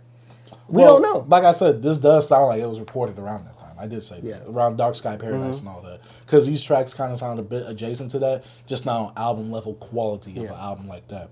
But yeah, album was very bad. At least the leaked version of all these Lucy's. I'm deeming these as Lucy's, but obviously for the algorithm, I'm going to call it an album because it's easier for me to say that. Yeah. Hopefully Sean isn't in nowhere near a space that he was on any of those leaked tracks. Maybe he can repurpose some of those verses. I really want him to really use that Nas one. I really want him to use that Brent Faiyaz one as well because I could tell that that's going to go crazy on the radio. Yeah. But the leaker, I hope Kanye paid you. Allegedly, you did it because of Kanye. Now, B, do you think that this was a move from Kanye? Nah, man. You don't think he's in touch with the leakers? He could be, but I don't think so. He talked to the Baby Keem fan page one time when they asked when Vultures 2 was coming out. For real? I don't know. I don't know, man. This part of like the news I was not tapped into. I don't know. I just don't care. It came out really early last year. I remember people talking about it, but I was like, I have a podcast. I should research and talk about it, but I was like, don't worry. If you won't, I will. Yeah, I'm like, some of this stuff, I'm like, bro, y'all really care about this? I'd be like, yo, I don't know. What's wrong? I don't know, bro. I'm become like I can tell. Like in 10 years from now, I'm gonna be grumpy as hell. I already know it. Bro. Next Ken, bro. Ken and B, bro. I'm telling you, bro. I'll be like, man, I'm getting more like little things make me mad. Like the older I get, I'll be like. Some stuff I'm just like, wow. Just like when NFR be posting like IG posts, like Drake posted this on IG. Bro, I'm like, I do not want to see Drake laying in the bed. Like Drake like this. Laid out. You don't think he was showing how... Look at his shirt. You don't think he was showing how hurt he was, B? Because rap is a joke? People wasn't doing it. He was another shirt. People posted, he had the same shirt M had. The Free Yayo shirt. I'm like... with the blue slides, B? Because, he canceled that show. Which we didn't even talk about that, yeah. So, B, come on. We know that Drake is hurting right now. Yeah, man. Drake is just... They say he actually had some ties to that venue. Oh, so this is what happens. It was a Live Nation venue, I think, or something like that. Yeah. And Drake is tied with them, and he's a co-owner with Live Nation at that venue. So, for people who don't know, because this is a podcast, and this does kind of cement the times that we're in, ScHoolboy Q is on tour for his album Blue Lips, and he was supposed to go to Toronto, Canada, or just Canada in general. And he went to Twitter and said, yo, my show's been canceled. What the F? Yeah. And, people are assuming it's because of Drake. Yeah. And, I think Q said, the police said my show was canceled or whatever. Which, I mean, I don't think it was Drake. But if it is, it's funny to me. I think it was Drake. You think it's Drake? I don't think it's Drake. Because I don't think Drake... You think Drake really is... Bro, he cares you know about how that? petty Drake is? I know Drake is petty. And you know how many people Drake got into the country to perform? No. Drake is the president if they have one. Like, well, bro, I mean, we see that. Canada is big, but it's small because they ain't, it's number land. This it is. So Drake, that's Drake. We say that's Drake country. We don't even say he rep a city. That Canada, that's his country. He's a dictator, bro. Hey, he's Dr. Doom. Just go look at the list of people like, thank you, Drake. Get me into freaking Canada, because bro, you call Drake like, yo, Drake, hey. He know everybody. Hey, they got they got to tap in with him, B, when they go in there? They got to tap in. He the Jay Prince of Canada? Man, the whole country. Bro is the prime minister, whatever they got up there. But bro, I'm telling you, yes, Drake has something to do with this, bro. It's Drake. I don't know. If so, this is funny. Bro. I get it. People are like, oh, why would you mess with ScHoolboy Q's money? So. Did Kendrick Lamar not just call this man a pedo the whole time? We got an anthem of that going crazy right now? Yeah, man. It is what it is, bro. Hey, bro, you just... Hey, man, you was on stage, who was stumping on, man? You know what I'm saying? You was in that video. He told us, dang, why can't you put me in that video? Yeah, facts. And then he posted a picture. He said, I should know something was up. Yo, ScHoolboy hilarious. Like, bro, I'm a soccer dad, bro. Like, no, that's because DJ Academic said that he was threatening. Which some people was acting crazy. Like, ScHoolboy Q didn't threaten something. So I said, yeah, get the meat out your mouth, first of all. Look at what ScHoolboy Q without being a fan. It looks like he's kind of threatening. If we wanted to do something to Top was just with Lil Wayne and Party in them, or Bird Baby in them. If we wanted to do something, we would have done something to y'all. I'm like, that. Oh, you said that was. Oh, he said that he wasn't threatening there. I'm like, that kind of comes off as a threat though. Like, oh, if we want something to pop off, we could have done it right there. It don't sound like a threat to me. It kind of does, because it implies like, oh, if I really wanted to hurt y'all, like I would have done something. But I'm saying that to me, that's not a threat. A threat is like, yo, we was just with y'all, bro. We was gonna do something to y'all, but we didn't. But he's saying that's what he's saying. No, he said we didn't. We could have. We didn't. That's what I'm saying. No, but he's saying like he's determining like, yo, if it was a problem, stuff would have been a problem. Mm-hmm. Something would have happened. Like, yeah, but don't say like. And also, it's a text. Come on, bro. That's what I'm. No, but I'm saying it can read like that. To me, it can't even read like a threat. I'm just saying it's a text how people can send. I'm like, I don't think so. No, to me, it didn't come out. Let me say this: it's always about how you say it, not what you say. Because he said, "We was just with Baby and them all, so and so. Nothing happened." He could have said that versus, "Oh, something could have happened." Like I'm like, but I'm saying at that point it's a text. As a threat. At that point, it's a text. You don't know how he's saying it. No, I said it could come off. I didn't say it was. I said I'm saying, but like that's why some people read it as a threat. And did he even apologize for it? For saying it? Yeah, because, even though we know that he didn't really mean it like that, a lot of people were taking it out of context. And like I said, you could easily take that out of context and read it like that. That's what I'm saying. Oh, I got you. Yeah. You could still read it like that. I'm not saying he meant that, but you could read it like that. Yeah, you could. And a lot of people were acting oblivious saying, we don't know what you're talking about. What do you mean? He didn't do that. I'm like, yeah, but if you take it out of context, you could read it. Okay, I got you. Yeah, you could. Like a threat. Which is why he said, hey, I didn't know I was threatening. I apologize. Yeah. Okay, I got you. Which I'm pretty sure he got pressured into doing that rather than him actually feeling like he did. Which I'm saying, like, ScHoolboy Q, I'm pretty sure you wasn't that. But then, later on someone said something like, oh, you didn't want to get Rick Ross out there in Canada, huh? Then he's like, oh, if you knew the guy I was back then, or if you know the guy I am, y'all don't know me. Yeah. I'm just like, don't play the tough guy, please. Like, I'm not saying he isn't a tough guy. Don't play it, because it's like you're in a whole different situation where it's like, I don't want someone to test ScHoolboy Q because he's actually replying to this stuff. So I don't want people to test. But people gotta understand the whole Rick Ross stuff. Anyways, like it's context behind that. They was giving Rick Ross grace. They didn't just you played it. They told him like you know you being disrespectful, bro. Just don't do it. And Ross they gave him grace. People were saying like some of the guys that was there talked about it, and it was just like things got ugly when Rick Ross was being disrespectful and still played the song. But like other than that, people was like, come on, bro, be respectful. Like look where you at. Like you know, don't do it. Some of us people, I don't know if they was like affiliated with Drake because they could have just been fans. But regardless, like it's some stuff you can't just be poking at people. Some people will give you grace, bro, but some people be acting like dicks and like, oh, you ain't gonna do nothing to me. Rick Ross got socked in the face. Like clocked him, and then he was like, hey. Ross didn't go back. Everybody else fight. Hey, these Negroes can't hold me back. Hey, he a little smaller now. Hey, that video, that boy. Yeah, he looked like he was about to cause an earthquake. He stepped to the side. Hey, man, don't show that to a white person, bro. Like a white, it's like a little monkey, yeah. Little King Kong. Yo, that video was sick, bro. He was wilding. That was pure CEO. Cootery. I didn't think I was gonna say it. Pure cootery. Yes. Oh man, I said I wasn't gonna say that word no more, but hey, my God. Hey, you gotta let it come out sometimes. Gotta slip out. But yeah, I don't know. Like, I mean, I hate to say it like this. ScHoolboy Q and all y'all was like you said, stomping on Drake's quote unquote rap grave. I get it. Kendrick Lamar is your buddy. He's your friend. You're gonna do that. But you gotta think about the repercussions that come with that. Because you gotta understand, like, even if it's like, yo, bro, this had nothing to do with Drake, but also in the background while y'all, you know, crip walking, doing this, blood walking, the diss track is playing. So it's like, come on, man. It's the optics. You know what I mean? Like, it's the look of it. Like, it's like, and now to me, Drake is the new 50 Cent. Where it's like you the king of petty right now. He's sending these cryptic messages people say on Instagram. Yeah. You know, he's doing his things. He wore the blue slides, the free Yayo shirt. I think he didn't even have slides on. They were like some blue boots. Oh, they was boots? Oh, yeah, I thought they was like the little like house shoes. They look like I thought it was like the moccasins. That's what I thought. They look like Clarks, like the Clarks. I don't know, I could be wrong. But anyway. he had them on. He had the free Yayo shirt on. Was Drake sending a message with that tweet? I don't know. I don't care. I don't know either. A lot of people like to read into stuff with Drake, and I hate the fact that whenever Drake does something, Drake can just breathe. You can just tell he's hurt. Yeah, that's what I'm saying. I'm saying, no, it's either that or people doing that stuff, like people being like, oh man, Drake did this. And I'm like, bro, who gives a F? I don't care what Drake posted, what he's wearing. Drake canceled that show. He had it canceled. The end of it. That's all I know. And he don't even have to play no games. It's Drake. If you look at that clip of him at 50, he probably was just like, you know, I had something to do with that. And 50 like, yeah, I'm pretty sure. Look, he's like, you know how to take one out of your book. Yeah, and it's so funny because it's like 50 ties with like Kendrick, Eminem, Dr. Dre, and all of them. It's like you gotta look at it. You gotta see it. Like Drake is gonna be okay, bro. It's fine, guys. Yes, it's a beef. Drake lost, but you don't have to keep riding this freaking beef, man. Didn't I tell you? I told you that a few pods ago.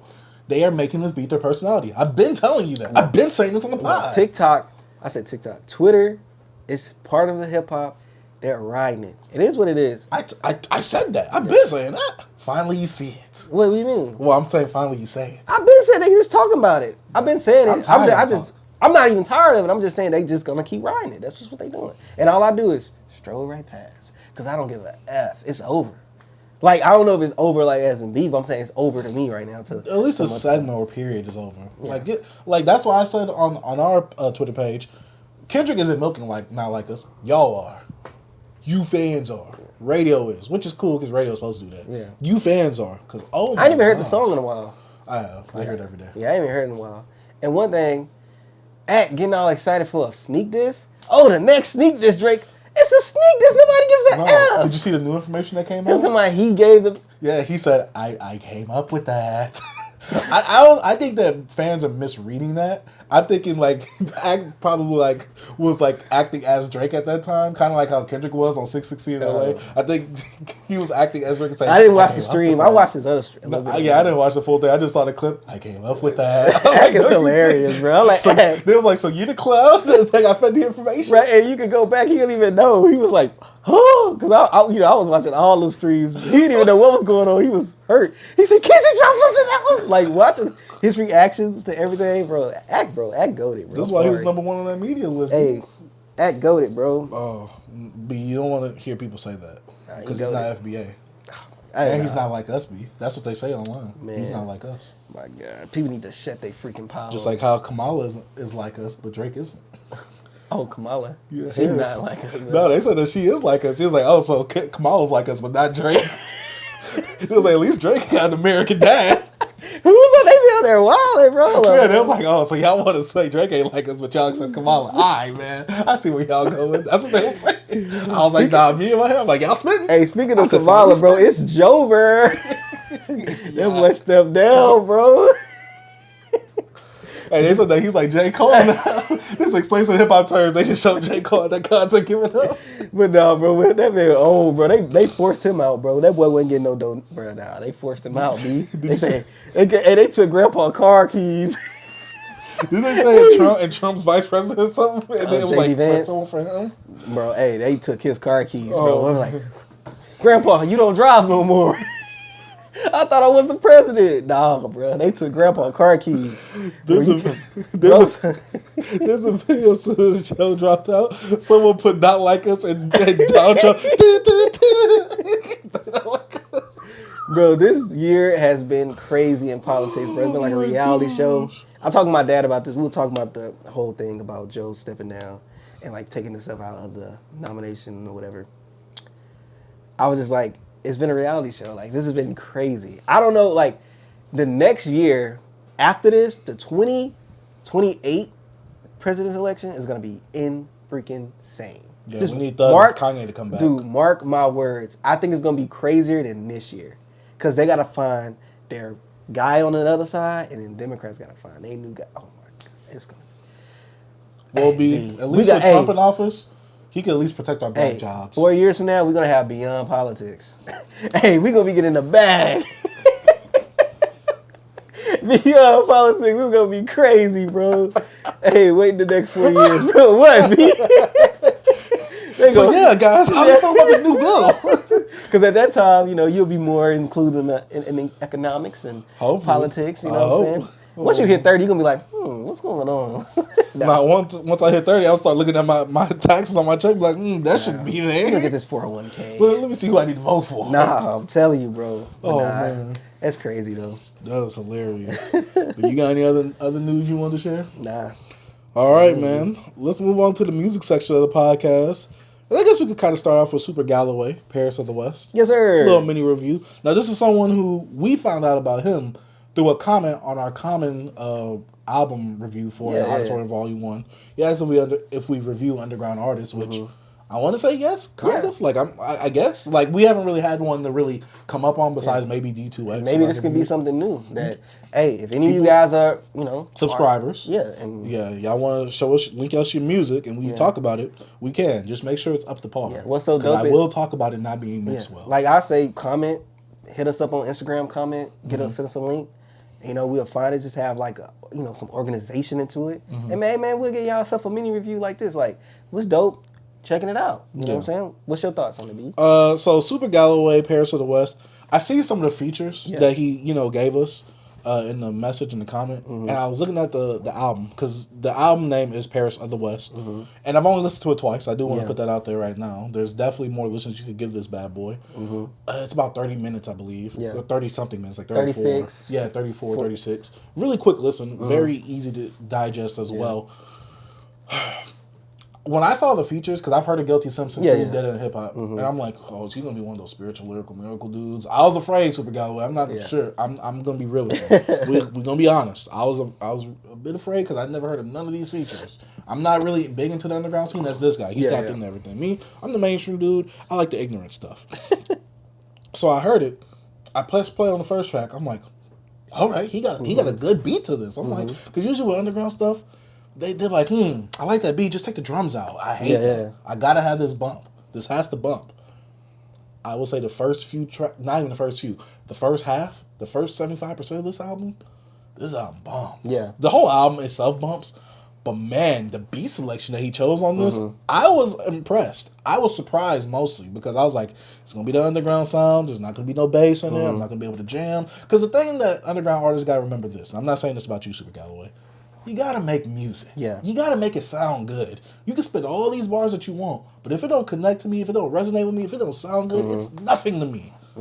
To me, I like this project overall. Yeah. I enjoyed this project. I gave it 2 spins, like I said. Each spin, I was never bored, and I was always like entertained with what they were doing on the song. Now, I will say the one song I really didn't like, and I don't fault him for this. I get it, sentimental value. I didn't like the Daughter song. Yeah. To me, it kind of like, but then again, the last 25% of the album, like the last 2 to 3 songs, to me, it kind of lost some steam from what was happening for the first, 75% of the album. But overall, I really enjoyed this. I like the features. Song. I will say this: you could tell that he's underground and he's newer to the scene. So I will say that I'm not going to compare him to like some of the greats because obviously you got a lot of time to work to get up there because the greats wasn't just overnight greats. You could tell that the people that he was featured with were people who were kind of seasoned because they kind of knew how to get on the beat. Sometimes he would have those Nasisms to me where he would kind of like, he would be rapping on the beat, then he would sometimes over-rap the beat. I'm like, no. You use in the pocket. Stay in that pocket right there. Calm down right now. But overall, I like the rhyming. I like the rhyming schemes that he was going with, the internal rhyme schemes. I like the subject matter overall as well. Like I said, this project is not boring. I really like the actual production on here. That's what really surprised me. I'm like, oh, this actually bumps. Like, he has really solid production choices. And I get that he's not like a huge artist with a vast amount of money, so I'm not expecting the most luxurious beats. But I'm like, as long as the beats sound good, you sound good over them, you flow well.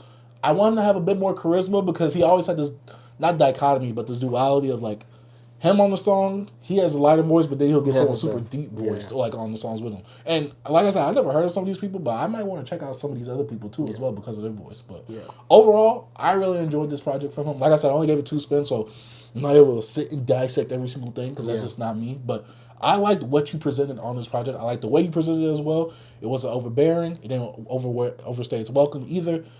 I don't get the message of Paris to the West. I just don't get that. Yeah. I'm not. It might be like I'll see what it is. But overall, I really enjoyed this project. To me, this was a really fun project. This is one of the better projects I heard this week. All right, cool. So I gave this one listen because I was sick as hell. I was sick. Played it. I wasn't mad. Guy from Detroit. You know what I'm saying? A lot of Detroit references, and I think I seen on your Instagram that you located in New York now. Pretty dope. I'm very familiar with some of the features: Guilty Simpson, Nature, and Marv 1, of course. Those are the 3. Because them Nature dude. Yeah, I knew Nature. That's why I said Nature. Okay. Nature was in the firm with Nas now. Oh. Yeah. So that's why he looked familiar. That's why I'm saying when you pull these guys out, I was like, when he made sure he put them in the comments. I'm like, that's gonna get some people attention. That's dope that you got links. And Marv 1, the Detroit connection's dope. So with the beats and stuff, I enjoyed it. Your rapping is really really good. I feel like you probably need to, I feel like it's some stuff is like which I think what you're saying, like the beat. Sometimes it didn't feel full. It felt a little empty to me. Like I can see that. Yeah, that's why I said I don't critique that. That's what I'm saying. Yeah, I'm not gonna critique because I know like you said, like I see he have another album on there, but I'm pretty sure you've been working for years, and I think you just you working on your craft. And I know like once you get, like I said, I guess more in tune with like a day one producer that y'all just lock in together and you can just put in a good project and just a really good sound. Right now it just feels a little, like, not saying it's bad, I feel like you working towards something great, but it feels a little empty to me, this project did. But I still enjoyed it for what it was. And like the features you got, it's just dope, bro. You got Marv 1 on here. Like Marv 1 dope. Like he's been putting out stuff. I think Dead End did a whole review about him a few months ago as well. And Guilty Simpson's like, come on, bro, he's dope. And then Nature, like, you putting out like an OG like that, I'm like, all right, cool, man, this is dope. It wasn't too long. That's one thing I was afraid of. Yeah, same. Yeah, and I'm also looking at the album cover, like the Paris to the West. I don't know if this is like a Detroit reference because Michigan, like they right there by Canada and they had the Canadian flag. So I don't know if that's the name of the ferry or something. I don't know. It says St. Clair. I don't know. But that's one thing I could tell. I don't get the. Maybe Paris because there's French people in Canada, so. Yeah, I don't know. That's a stretch. And then to the west, we're the west. I don't know. Maybe you can tell us, but overall, bro. I mean, hopefully you see this video so you can comment now. Overall, I like the beats. I like the rapping. It just didn't feel like it was. I don't know. I said, to me, he has that little Nas thing where at points he over raps on the beat, and I'm just like the other people that he was rapping with, they was in that pocket. So I was like, all right.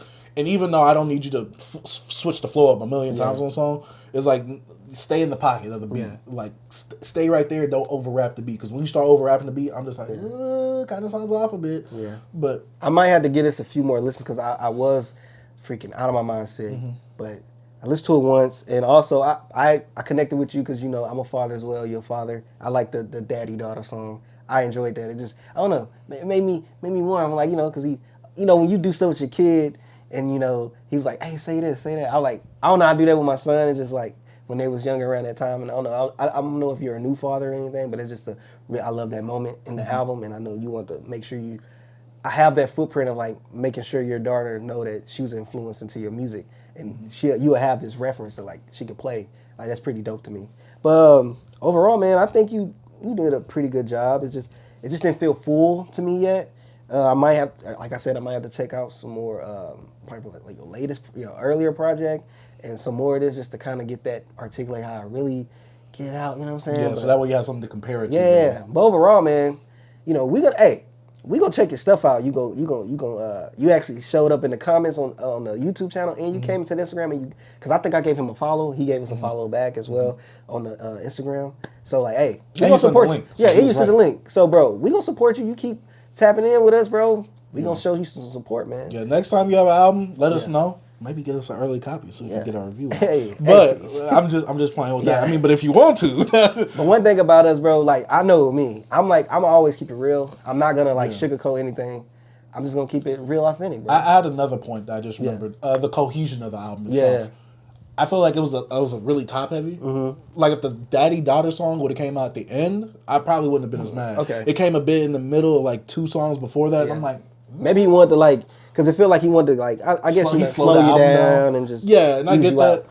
I'd rather the Daddy Daughter song. It's just like that. My problem with the Eminem album. Yeah. Because you know, like when that stuff like that is at the end, it's still like something that need to be like in the middle or like. Not even at the middle. Just to me, put that song, the Daddy Daughter song, at the end to close the album. Oh, to close the album out. Not just don't give me that and then this and then then more songs. That's what M did with that one part. Yeah, that's why I'm like, kind of end the album out with that, because then it's like, to me, once you give me that song, I'm kind of like, all right, time for me to check out. And then I'm like, I'm still here for 2 more songs. Yeah. But I did like I did like the project overall. Like I said, the cohesion of the album itself. I think maybe mix some of the other songs that weren't as like super fast or like super like heavy in terms of like the actual production and stuff, mix them in a little bit more up so that way it's a bit more evenly spread out. Right. But I mean, overall, I really like the production of this project right here. Yeah. Hey. I like the cohesion. It did, like I said, it was kind of a bit, I would say 75% top heavy. Yeah. But overall, I did like the project. And like I said, it's one of my favorite things I listened to this week. Right. Hey, stay at it, man. Keep going.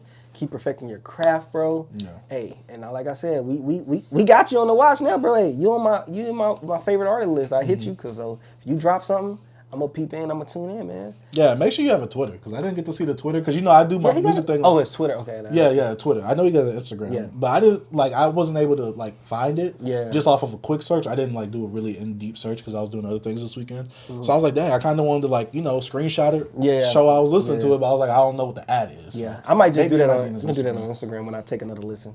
Yeah, I'm gonna have to as well, because there was some stuff on here. Like I said, the first like 75% of the album, I don't remember the exact tracks or anything, but I really like. I was like, okay. I just say one thing, like that era, that era like sound you in, like you fit in. Like to me, you don't feel like you're out of place in this pocket. Like because I could tell that you probably familiar with like the Griselda guys, all the Griselda dudes and the underground dudes, the Bodie dudes and all them. Like to me, he fit, and I can see him meshing well with some of those artists as well.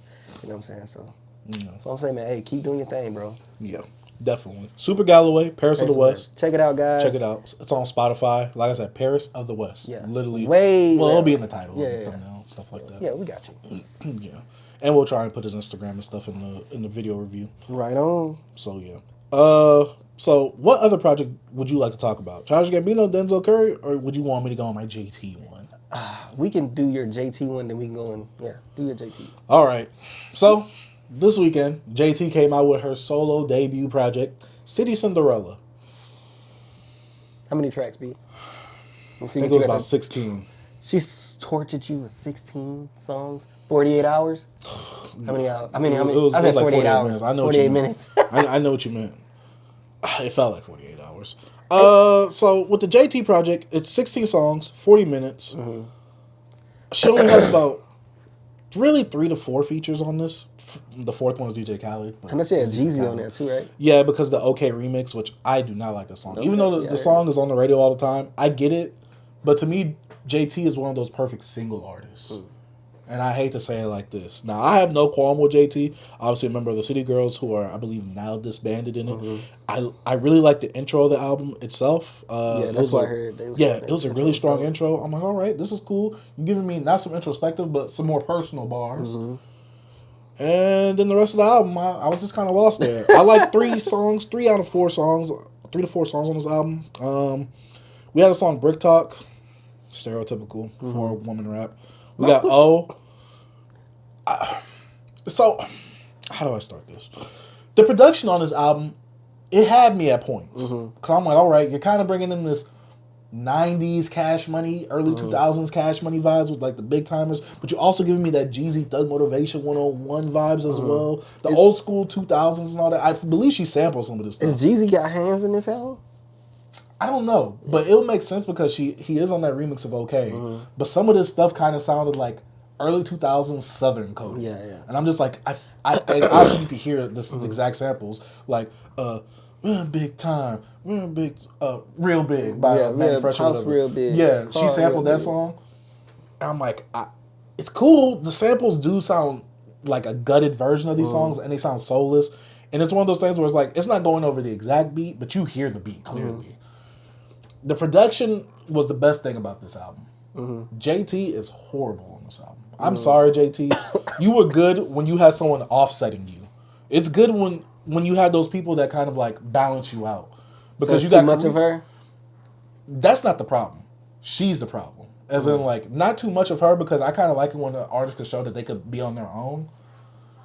To me, she can't handle a whole project on her own just yet. And I think it's because she has that very nonchalant, non-energetic, non-enthusiastic flow.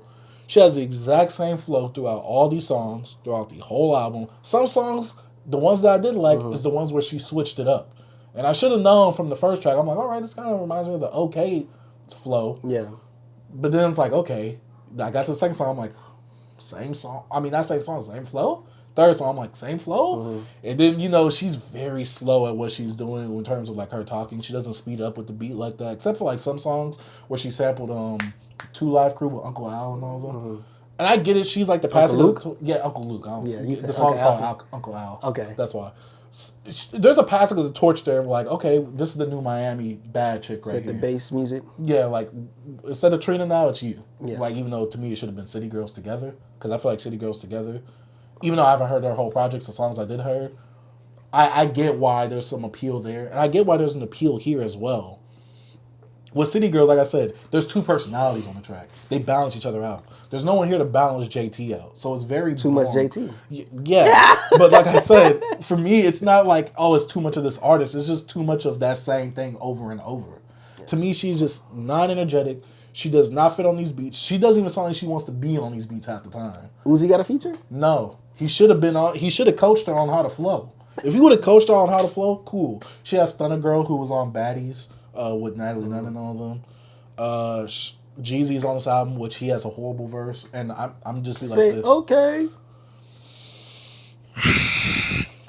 Yeah, I saw it on Twitter. Like, I don't want to hear Jeezy rapping anymore. I want to hear him doing the CEOing. But they say his album's not bad though. It's just we not checking for it. Oh yeah, no. Like you said, he's one of those rappers I aged out of, like T.I. and all of them. Jeezy was even brought up the whole Kendrick and Drake beef. Everybody talking about Kendrick and Drake. I'm like, here goes the old man trying to be cool. I'm like, all right. But like I said, and then she has one song with Buddha Bless His beat. Yeah. He destroyed one of my favorite R&B songs. I think I had a joke. It was the Joe song. It was the 90s Baby or something like that. I had a joke, bro. What? Did the snowman melt? I think he did. All you see on the ground is the little button and the carrots. That's it. And the little buttons from and the scarf. That's all you see. Jay-Z, never do this again. Damn. Don't go to Miami. Don't try and sound young. It's funny because when they did the preview of the OK remix, he looked like it was a big league booty or something like that. That's the intro like it was a different intro. I mean, the way she rapping, he might as well have been. Hey, bro, like one of the pornos, bro. Hey, see Brown Pumper pop up. Robs and Doms. Hey, I would have rather him on this album than Jeezy. I'm not gonna lie to you. I can egg on something. Oh my man. But yeah, JT. My biggest problem with this is that you are a Nicki Minaj stan / baby. Mm-hmm. You didn't display any of that on this album. To me, you did the same thing that every other girl rapper is doing right now. Mm-hmm. It's the P words raps. And I don't have a problem with you doing that. It's how you present it. It's the same exact goddamn thing throughout each of these songs. If you like one of these songs, it's only because the hook is catchy or you like the beat. That's the only reason. JT cannot... What was the verse I quoted this weekend? And I'm gonna end this review off with this verse or this line that I got. Because this was like one of the worst lines I've heard in a while. And I was just like, why was this included on the album? Here it goes. He liked my perky breasts, and he on a Percocet. We about to have some sex. Yeah, we having Percocet. I think I saw you put that right. I just put Sam from iCarly just screaming like, ah! Oh my God. What am I listening to? I listened to this twice. Because I was like, okay, maybe I'm just too hard on it. Because I've gotten off the girl stuff. I've gotten back to real rap. Yeah. I'm like, maybe I'm too hard on it. Let me give it a second try. You strong, man. You're strong, man. Hey, someone got to bring it. Look, you need to uphold your part. I'm bringing the women in, not you. I'm bringing it with my face. Like I said, I'm bringing the women in, not you. Man, get your part together, man. Put your 50% in, B. But yeah, this album was... I can see this going off for some women, but because there's not many of them. Yeah. And if you like JT, you might like this album. But besides that, I think the main thing with her is her antics on social media and her visuals. I think that will help enhance some of these songs for people. But just the music by itself, this ain't it. Damn, JT. This ain't it. And she did throw shots at Sukihana and Glorilla. Yeah. On the album. But I was just like, no one cares about y'all's beef, though. Yeah. We saw it from the analytics. But yeah, no one cares about y'all's beef, though. So it's like, I get it. I mean, at least JT tried, I guess. But besides that, this album wasn't good. Yeah. I mean, for the women who like this, I mean, let us know in the comment section down below if y'all watching this. But is JT worth the listen? No, not at all. I wanted to go try City Girls album after that to see, like, maybe I'm like, okay, maybe there's just a thing right here. But yeah, no. But yeah, that's it for my City Cinderella review. Not worth it. Sorry. Some of the beats is cool, though. All right, but what you want to go to next? You can get to another Floridian, whatever you call them, guys. A Floridian? The Florida mans. I mean, he does look like one himself. Yeah. But let's go ahead and talk about Denzel Curry's King of the Mischievous South Volume 2. You want to go first or you want me to go first? I can go first. It's a quick review for me. Listen to it once. Nothing like too outlandish with this project. It kind of goes into the Memphis sound, old 90s sound. He actually had, what they call Skinny Pimp on there from Memphis. King Skinny Pimp? Yeah. So it was just high energy production, high energy raps.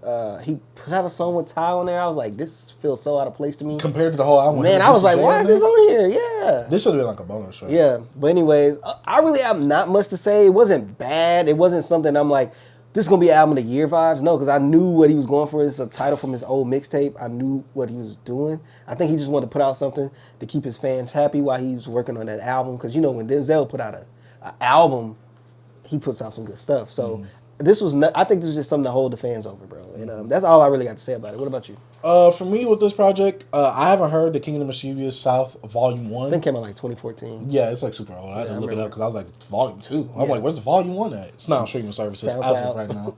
Yeah, and I'm afraid to go back. But going into this project, I already saw like this thing was like full of features. Yeah. And I'm like, all right, I listened to the intro track. I'm like, okay, he's trying to go for the 3-6 Mafia vibe thing happening right here. Which, funnily enough, Get On Down released that exclusive 3-6 Mafia Underground Sound Volume 1 this weekend on vinyl. And I get what he was going for on the album, so I'm not too mad at it. And I knew what he was going for just off of the track list.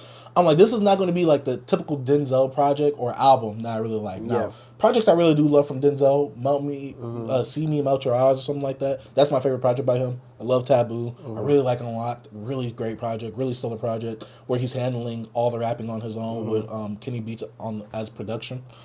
This project to me, it was cool. It serves its purpose. Yeah. To me, this is like Denzel's front project, just like that Zoo album. To me, this is the fun project before the actual album itself. Yeah. To me, when he's in album mode, that's why I like Denzel the most. But when Denzel wants to like spit and get his rapidy rap off like on Unlock, I like that as well.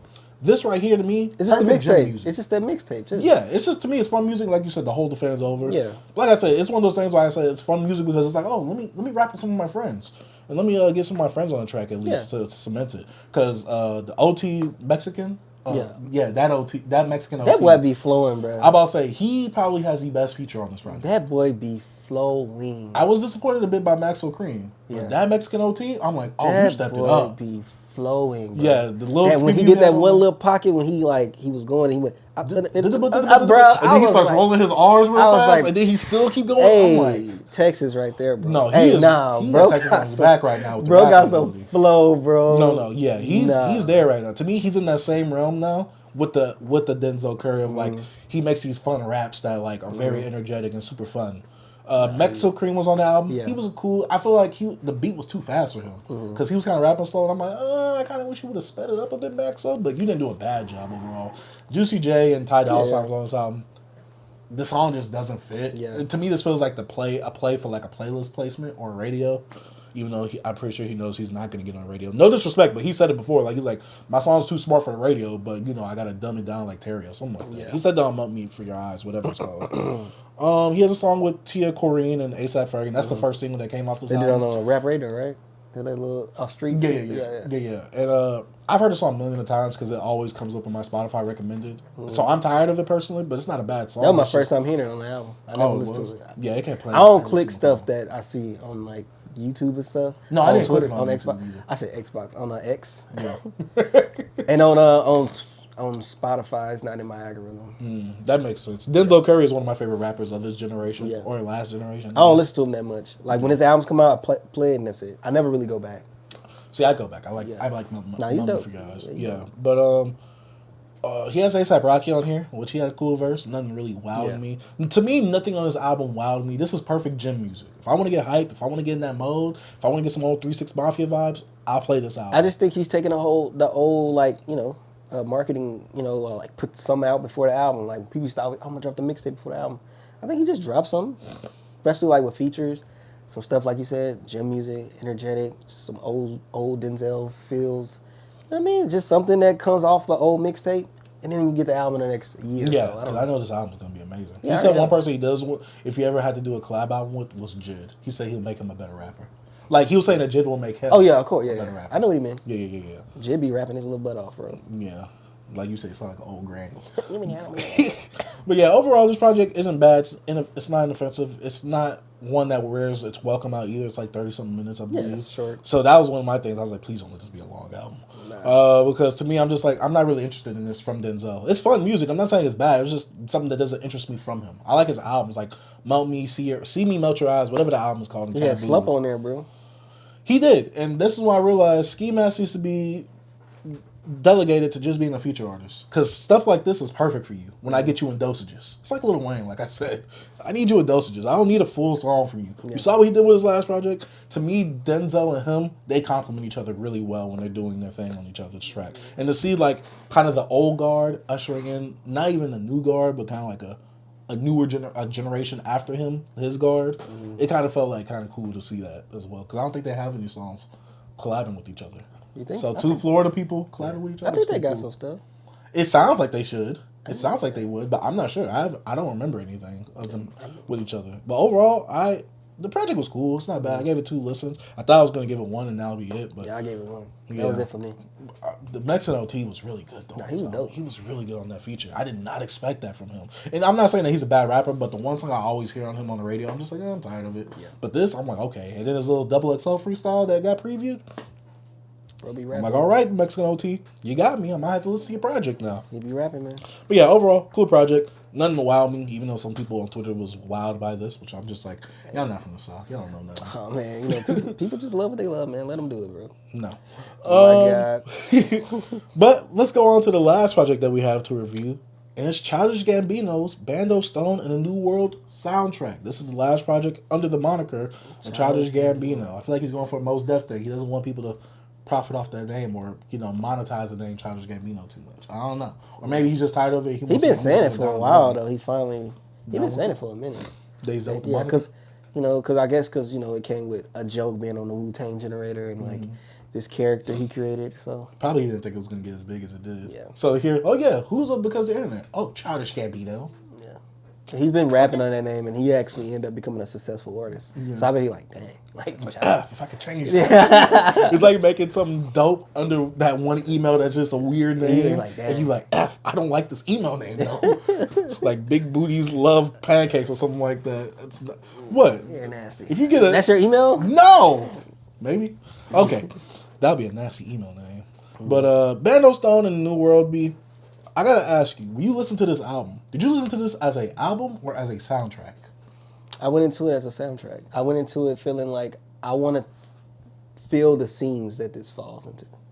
So like with each song, I felt, oh, this could be them maybe running from something, or like, or you could play this at the end. This could be an end track, a title, the end credit song. Like this can be an intro song. You know, that's how I went into it.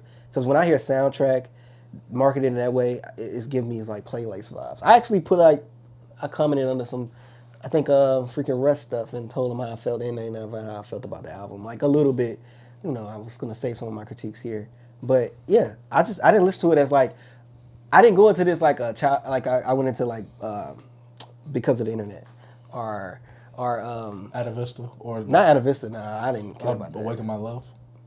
Nah, I think just because of the internet. I think I didn't go into it like that album. That album I went into it like it's gonna be a concept album, because he talked about the script and because I followed that album from the start of it, like how he started marketing it. So no, I didn't go into this just because I just knew it was gonna be a collective of different type of songs because it's a titled as a soundtrack category.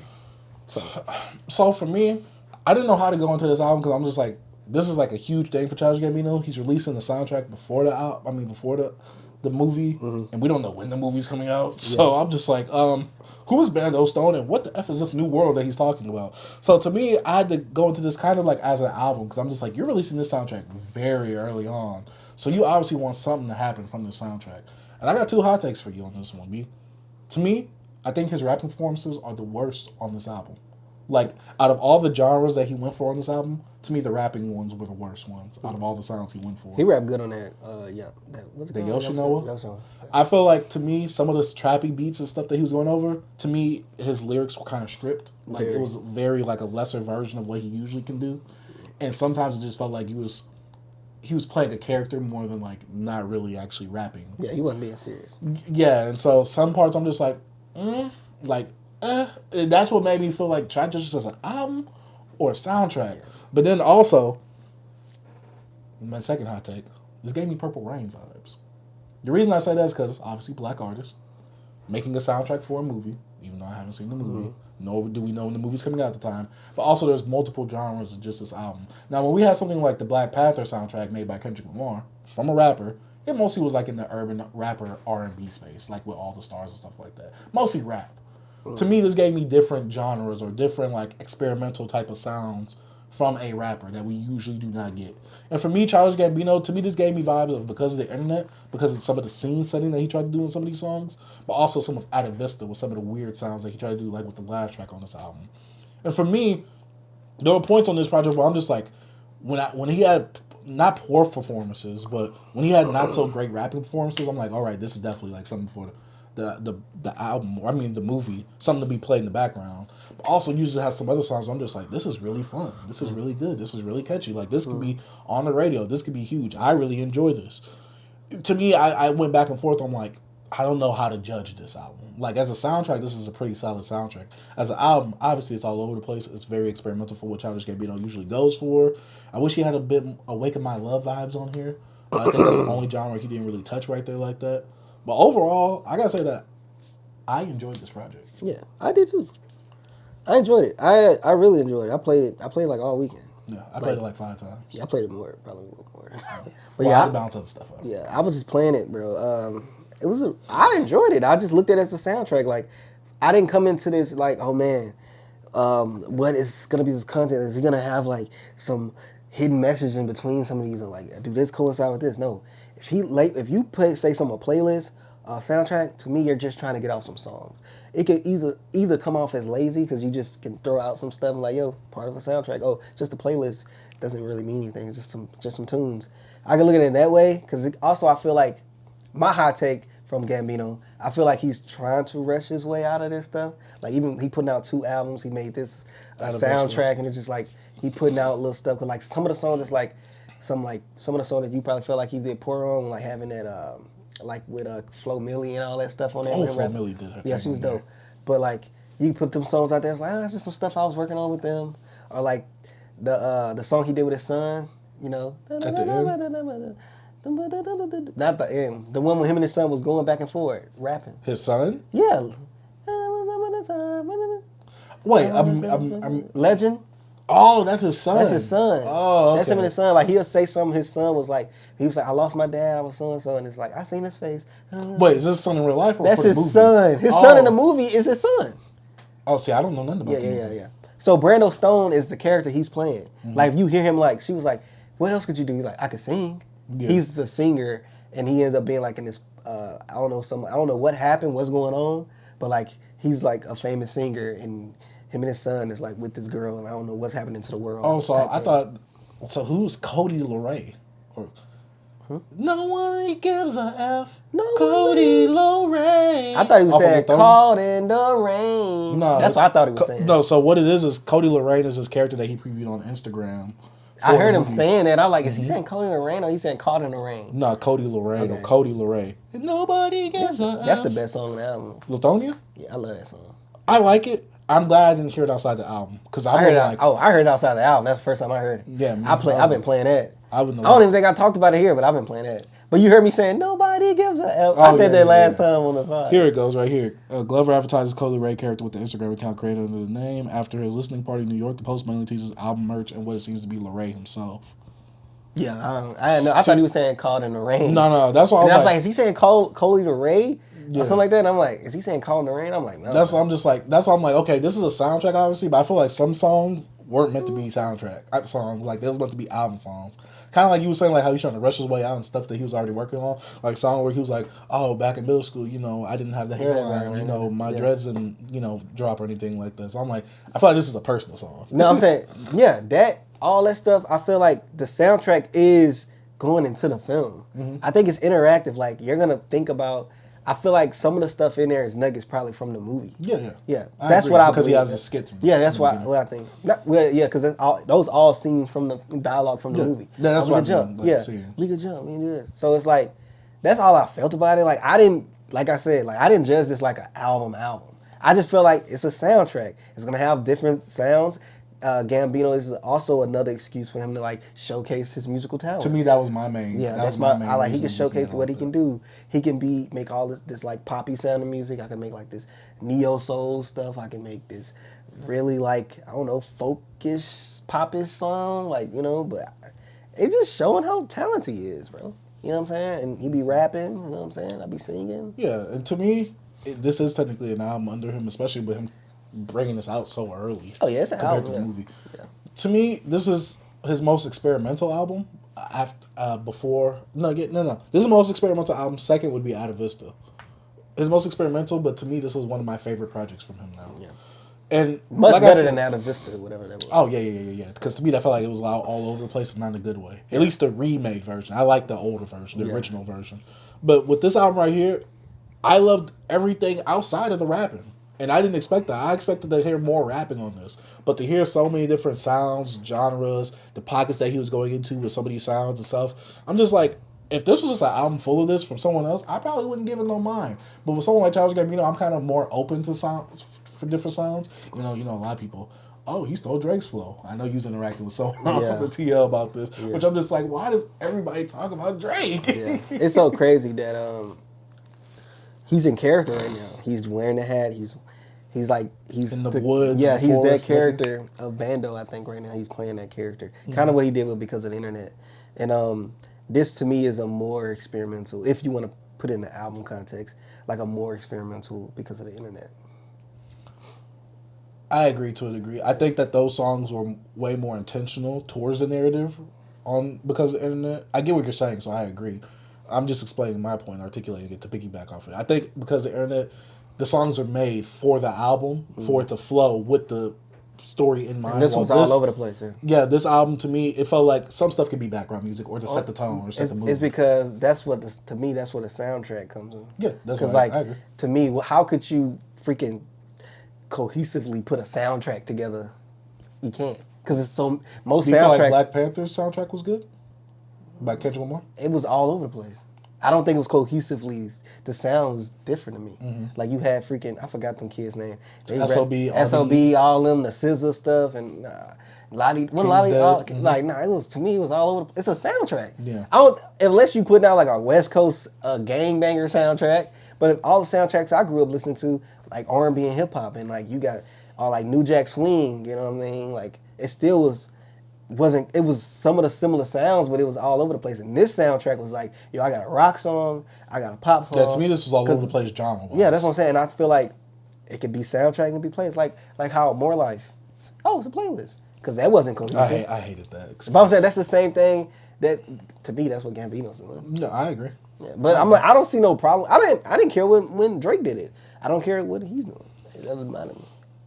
Put out some tunes, bro, and I'm a jam. If they good, some good tunes on there, and that's what he has. He has some good joints on here that I've been going back to. Yeah, like crazy. To me, this album, just an hour, I really enjoyed this. To me, this is my favorite thing that I've heard this weekend. Yeah. And I hate to say it like this, maybe recency bias, even though I don't feel like that because I told you my top 10 was a stretch already. Top 10 contender for me. Yeah. Not saying album of the year. I'm saying top 10 contender. Oh, this not reaching my top 10. This for me it is. In terms of like, but see, only because it's labeled a soundtrack. I really like this because it's labeled as a soundtrack. So he's able to kind of like, tiptoe and dip his toes into the water. Like I said, other things can take over this. Yeah. But in terms of like stuff I really liked and enjoyed just off of like listening, especially from the pod, I'm like, damn, like every time I went to these songs, I liked it. It's just only because like here I'm just doing a hip hop list. But if I probably put like music together, like all the music I listened to this year, it might be no rap in there, B. It probably be some rap in there. Yeah, come on, bro. Samurai gonna make it, and freaking Mac Homie gonna make it. Yeah. Can't talk about Samurai, B. Nah, I'll be playing that. I still play that album like. Nah, Lupe was going crazy on that. We'll talk about it later. God, he was going crazy on that album. All together, bro. It's good. It's good. Yeah, I enjoyed this project. Like I said, I said my hot take to my homie. I was like, this kind of reminds me of Purple Rain. Like a black artist having all these different genres happening in one soundtrack, or in a soundtrack, obviously, to a movie. I'm like, I don't think it's ever going to hit like them. I'm not saying it's going to hit the same legendary status as Purple Rain. I'm not saying that. I'm just giving a comparison of, how 99 said, this is giving me the same feeling as Yeezus, even though he didn't really explain his point on that. To me, this is how I felt like, but with Purple Rain. Except I'm actually articulating my point. Yeah, I understand. But when he said that, I understood that. So what does he mean? Based off of what you think? Yeah, I was just saying, he was saying about the feel of like, it's making me like be all over the place. Like, oh, this here, like how you feel about Purple Rain, because it wasn't the same thing. You go to a Kanye West album, you hear Bound, but you also hear New Slaves. Like it makes you feel like uncomfortable, but I like it. That's how he felt. Not saying like, oh, this remind me of the sound of this album. That ain't what he was saying. I thought he was saying more so like, oh, because this remind me based off of like what the people are going to say about this. That's what I thought he was going at. You could say that as well, because some people will probably hate this, and some people will hate Yeezus. Some people still hate Yeezus. Me. You know what I'm saying? I always like Yeezus. But some people hate it. Yeah, it's definitely not a top 2 out Kanye album for me. Oh, no. Yeah, people saying, I sent you the thread. People saying Yeezus was like his second best project. Yeah, man. But yeah, overall, I enjoyed this project. It was good. I like it. I will go back to this, and I will probably buy this on vinyl. Yeah, I've been especially since I know that this is It's out too. The vinyl out. The pre-order, yeah, not the actual vinyl. If the pre-order out, the vinyl out. Get it. That's what I'm saying. Oh. No, I'm going to get it when it comes out. I'm going to wait for the sale. This ain't limited. If this is limited, then yeah. Oh, I thought you said you can get the vinyl, just buy it. No, I am going to get the vinyl when it goes on sale. When the limited come out, you going to buy it then? Of course, it's limited. I'm only going to be able to get it and they be lying about that limited stuff. Yeah, that's why I need a number count. Yeah. And then, here's a green variant instead. They do it, yeah. Nigga, I'm out the vinyl game like that, bro. I don't really care. Yeah. Like, I was high on it I've been, years. And I go up and down, and now I'm just been like, yeah. So you don't want to get that $250 Atta Vista vinyl? Nah. Only album I want is freaking, I should have just bought it, was Rich Ass Haitian, and I didn't buy it. So mad that I sat and like, hang on. Yeah. You got any more thoughts for Bando Stone in the New World? I can't wait for the movie to come out, because I want to see what Gambino is producing. Of course I'm going to check out the movie. I'm a huge Donald Glover fan, bro. I'm still in. Are you a Donald Glover glazer me? I'm a glazer of nobody. Yes, you are. Never. But yeah, that's about it for the music discussion of the podcast. Let's actually go on to some hip-hop discussions. And B, speaking of Childish Gambino, Elliot had a few things to say this weekend. More so saying that Childish Gambino is not a part of hip-hop culture. Elliot Wilson. See that. Okay, so I could play some of this clip. Because I don't consider him hip-hop culture the same way I don't consider Doja Cat or think those type of people is hip-hop culture. You don't think? Wait, well, why you don't think Donald Glover is hip-hop? I just don't think I think he's black culture. I think he's African-American culture. I think he's genius. But why isn't he not hip-hop? Because I don't think he's really in it. I think he kind of cosplays. I think he pops in and does some elements of it. If you notice his output, it's not even the same like him rapping. Like I like Because the Internet. Like I thought that was a really good record that showed his potential to be like a real hip-hop artist. But now I just feel like he pops in with musicality that has hip-hop tones to it, but he's also not consistent with it, I feel. So let me ask you this.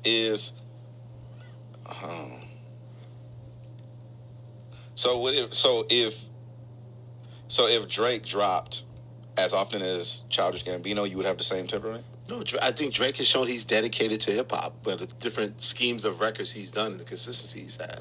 That's what I'm saying. I feel like Gambino is the actor playing as a rapper that the people that hate Drake try to pin on him. I feel he's actually that. And the output doesn't match, huh? They have beef too, and Donald said "This is America." That's most of the point right there. His is by consistency, pretty much. Consistency of rap records. So the only rap records that we have from Childish Gambino that are like not even, I don't want to say traditional hip hop because I don't think traditional hip hop really is there like that in this day and age, especially amongst mainstream artists.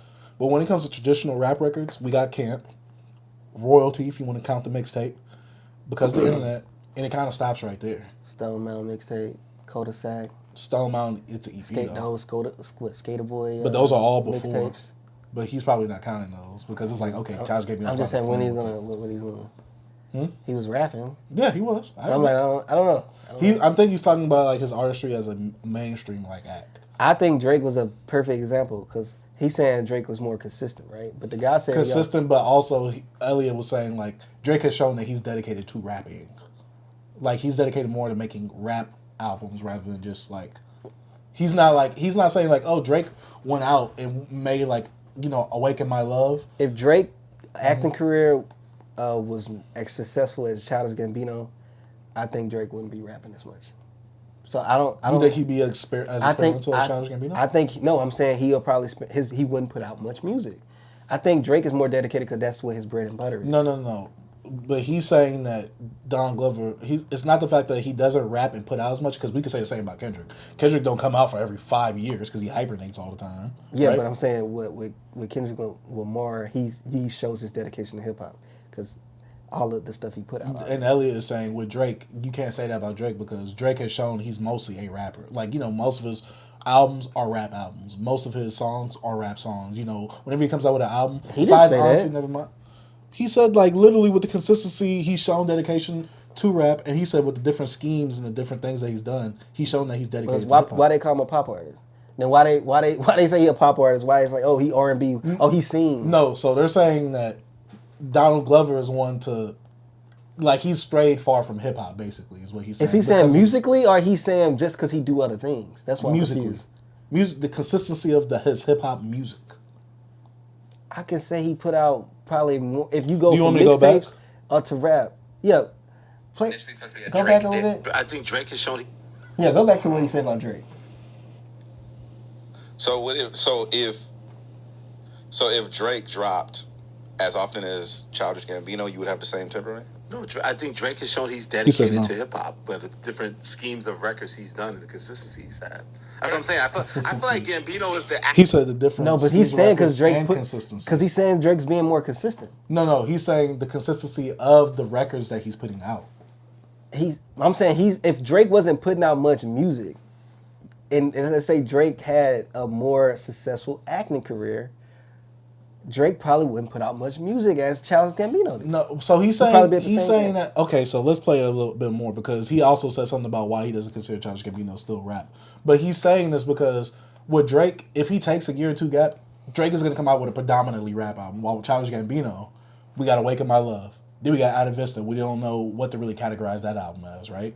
And then we got Bando Stone, which we so also. So what was the Honest Nevermind album? What was that? But see, that's the one time when he released two albums that year. He released Her Loss and Honestly Nevermind the same year. So what was a rap record? That was Drake. more so Drake is hip hop. Yes. To me, Childish Gambino is hip hop. He's a part of hip hop. No, I'm not disagreeing. I know, but what he's saying, I don't. I'm saying if you're gonna say that about him, how you can't say that about any other artist? Like you can say Drake that didn't put out a hip hop album. No, because he's saying it at the rate of. Okay, so look, every 5 years, Kendrick comes out with an album, right? It's a rap because he's rapping most of it, right? We can never say like, oh yeah, Dang is a pop album, and you know, like even if we were to count Dang as a pop album, which is not. Yeah, I'm devil's advocate in this situation, hypothetical. He still has 4 or 5 other albums that are all like rap. You get what I'm saying? With Drake, rap, dance, or hall, whatever you would call that, rap. You get what I'm saying? Yeah. With Drake's consistency of him rapping, not consistency of like how much he's putting out. He's saying like he's still like hip hop. You can still see that Drake is still hip hop. So like, he's not veering far. So off. Gambino didn't put out much hip hop projects because I think he put out way more hip hop rapping stuff than he did with all his experimental stuff. Because that came out like mostly after like because of the internet. Really, I agree, but I think with Elliot, and I could be wrong. Elliot is so wrong. Yes, he is. But I think but I'm trying to interpret it because we gotta play devil's advocate. Yeah. One of us got to. I think what it is he's saying like, oh, because Childish Gambino made one experimental record with Awaken My Love, he since then has not made a hip hop record. Y'all can see his face. Let's keep going back. I gotta hear. He's actually that. As a rapper, that the people that hate Drake try to pin on him. I feel he's actually that. And the output doesn't match, huh? They have beef too, and Donald said "This Is America" was initially supposed to be a Drake diss, which is actually hilarious. Yeah. But no, when's the last Childish Gambino record you played? Out of the thing, This Is America. Okay, that's a long time ago. That's even before Redbone, right? Was that Redbone? Oh no, I played Redbone. Yeah. Redbone. It was I gotta look at the timeline, but people forget. But have you ever played a Childish Gambino rap record where he's rapping? Probably not. People This Is America's rap. Not really. I'm talking about like lyrics, like bars, more traditional 16s, 32s. That's that New York bias, Elliot Wilson. I can have it. I'm 53 years old. I'm from New York. What do you do? Like, they can pop out every once in a while. No, but Donald Glover had he's off on that. Yeah, I agree. What is this? Come on, man. What is this? Yo, Twitter's algorithm, I'm not following it. I didn't like that. What is this? I saw that before. No, what is... Yo, if I was showing y'all the screen, that would be crazy just now. That was crazy. Oh, my God. Nah, I see what he's saying, but he off. So why do you think he's off? I think he's off too, but I think Childish Gambino has definitely shown that he is a rapper, but also seen that Childish Gambino wants to be not just considered just a rapper. Yeah, I think. You know I think he's part of hip hop culture. Yeah. I just don't think he's like that ingrained like. Like I don't think he's trying to do the traditional hip hop, which I think a lot of artists aren't. Because he was like, oh, he's black culture, he's this, but he's not hip hop culture. And I'm like, to me that's so backwards. I'm like, I don't get it, because like, y'all say Drake not black culture, but he hip hop culture. So black culture and hip hop culture are not together? Like they don't, is it separate? Because I thought a lot of black culture elements that come from black goes into hip hop as well. So it depends. Are they like in a way synonymous? It depends on who you asking, because a lot of black people don't say, they say like, oh, hip hop culture is not black culture, especially with other races being able to be in here, profit off of it, yada yada whoop whoop whoop. I'm playing devil's advocate because I agree with you, but a lot, like I said, it depends on who you ask, because a lot of people say hip hop culture ain't black culture, but then other people on the other side won't say, oh, you can't talk about hip hop culture if you're not black. And I'm just like, so is hip hop culture black culture or not? And if so, who all do we get to invite? Because essentially, if you invite other white people, be like, oh yeah, he's the next big thing. Are you eventually saying? Not eventually. Are you essentially saying, oh yeah, he's invited to the cookout? Yeah. So how do you feel about that? I just feel like he's off, because like what we were just discussing about the hip hop and black cultures is like in a way is it synonymous? So I'm like what you can't like. That's what I'm trying to understand why like you can't make rap albums and go into make another album and then you're not hip hop no more. He said he's being an actor. He's acting like a rapper. And that's what people say Drake doing. They say Nicki Minaj do that as well. But he wouldn't say, he's saying Drake is not like that because he puts out more consistent rap songs. Out of all the albums that he's putting out, they're predominantly rap. They're predominantly hip hop. Yeah. With Childish Gambino, even though he has big gaps between his albums, I'm guessing he's only talking albums. Yeah. Here. Out of the gap of the albums that Childish Gambino's put out, he's only put out 2 hip hop albums. And the rest are experimental / multi-genre. Yeah. Like with Out of Vista, the numbered album, even though I count that way, Out of Vista, Awaken My Love, and now Bando Stone. Those are all kind of like experimental multi-genre albums. Versus the only 2 he has is Because of the Internet and Camp. What albums and not the mixtapes? No, that's why I said only albums. I'm only talking albums. Yeah, I don't think he's too familiar with Childish Gambino. I don't think so either, because he has the cul-de-sac one, like you said. Yeah. I Am a Poindexter 1 and 2. Those. He has all those albums. And then the Stone Mountain mixtape and Slash with the which I love stuff. That. With the Kawhi stuff. His DJ drama and gangster so I'm like, I don't think he's too familiar with Childish Gambino at all. Yeah, I think he's mostly talking about their mainstream releases or the releases that are easily available. Right, and he's like, when the last time you played a record? He don't put out records like that. Like you said. Well, yeah, but he said rap records. Like a rap record? Last rap record he put out. What was it? And this was before Bando Stone obviously came out. Yeah, you know what I'm saying? He's rapping on that, but I'm like, I don't think he's too familiar. Like the dude don't put out music like that. Yeah. We hyped to get music. That's why he's saying that he's cosplaying as a rapper. Like he kind of comes in, dabbles in whenever he wants to. He kind of comes off as though like your rapper. Like, you know, your favorite rapper, but really he's not really here for the culture. He's just here to come here, dibble dabble, and then dip. Which to me, I feel like Childish Gambino is one of those people that he's just a multifaceted person where, okay, boom, I'm really focused on this right now. I want to do this. Then boom, I'm not really focused on that right now. I got another avenue to make money off of that I really like as well. To me, I feel like just because you are a rapper doesn't mean you have to stick to rapping and only rapping.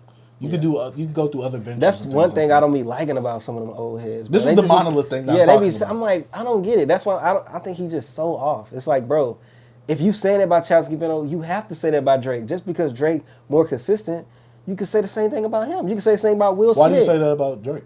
I'm just saying, if he's saying, oh, this is what people saying about Drake, but it's really Gambino, I'm saying you could say the same thing about Drake then. Oh, if he didn't come from hip hop. He was acting and now he's hip hop. I'm saying you can use that argument for Drake. You can say, oh, Will Smith started off rapping, and then now he's all movies. He don't rap no more. So he's not hip hop. So I want to pose this question to the viewers and not you. Do you feel like you have to start off in something to actually be a part of it? I'm posing this question to them. Obviously, I believe that you think that Drake is hip hop. Yeah, Drake is hip hop. You believe Childish Gambino is hip hop too. Yeah. But also, they both did not start entertainment wise in hip hop. Yeah. Which I'm saying, to me, you could be part of the culture, but also not have started in it. Like Will Smith, for this example, since you listed him, he started off in hip hop, but also he's gone to acting. He's obviously way more dedicated to that, but he's still part of hip hop culture from what he started off as, the Fresh Prince intro song, and then sometimes he would come back and do a song for a soundtrack that he is doing. Because Donald Glover closer to Will Smith than anybody.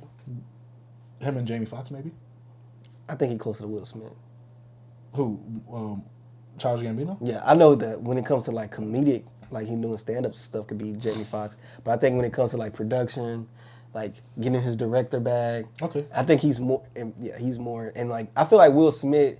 If we do Will's filmography, Will Smith, Jamie Foxx, I think Will Smith probably got him. They both got bad filmographies kind of at the end, kind of tip off a little bit, but they just got him muddied in general. Yeah, but I think he's closer to Will Smith in a way. In terms of like acting career and music career.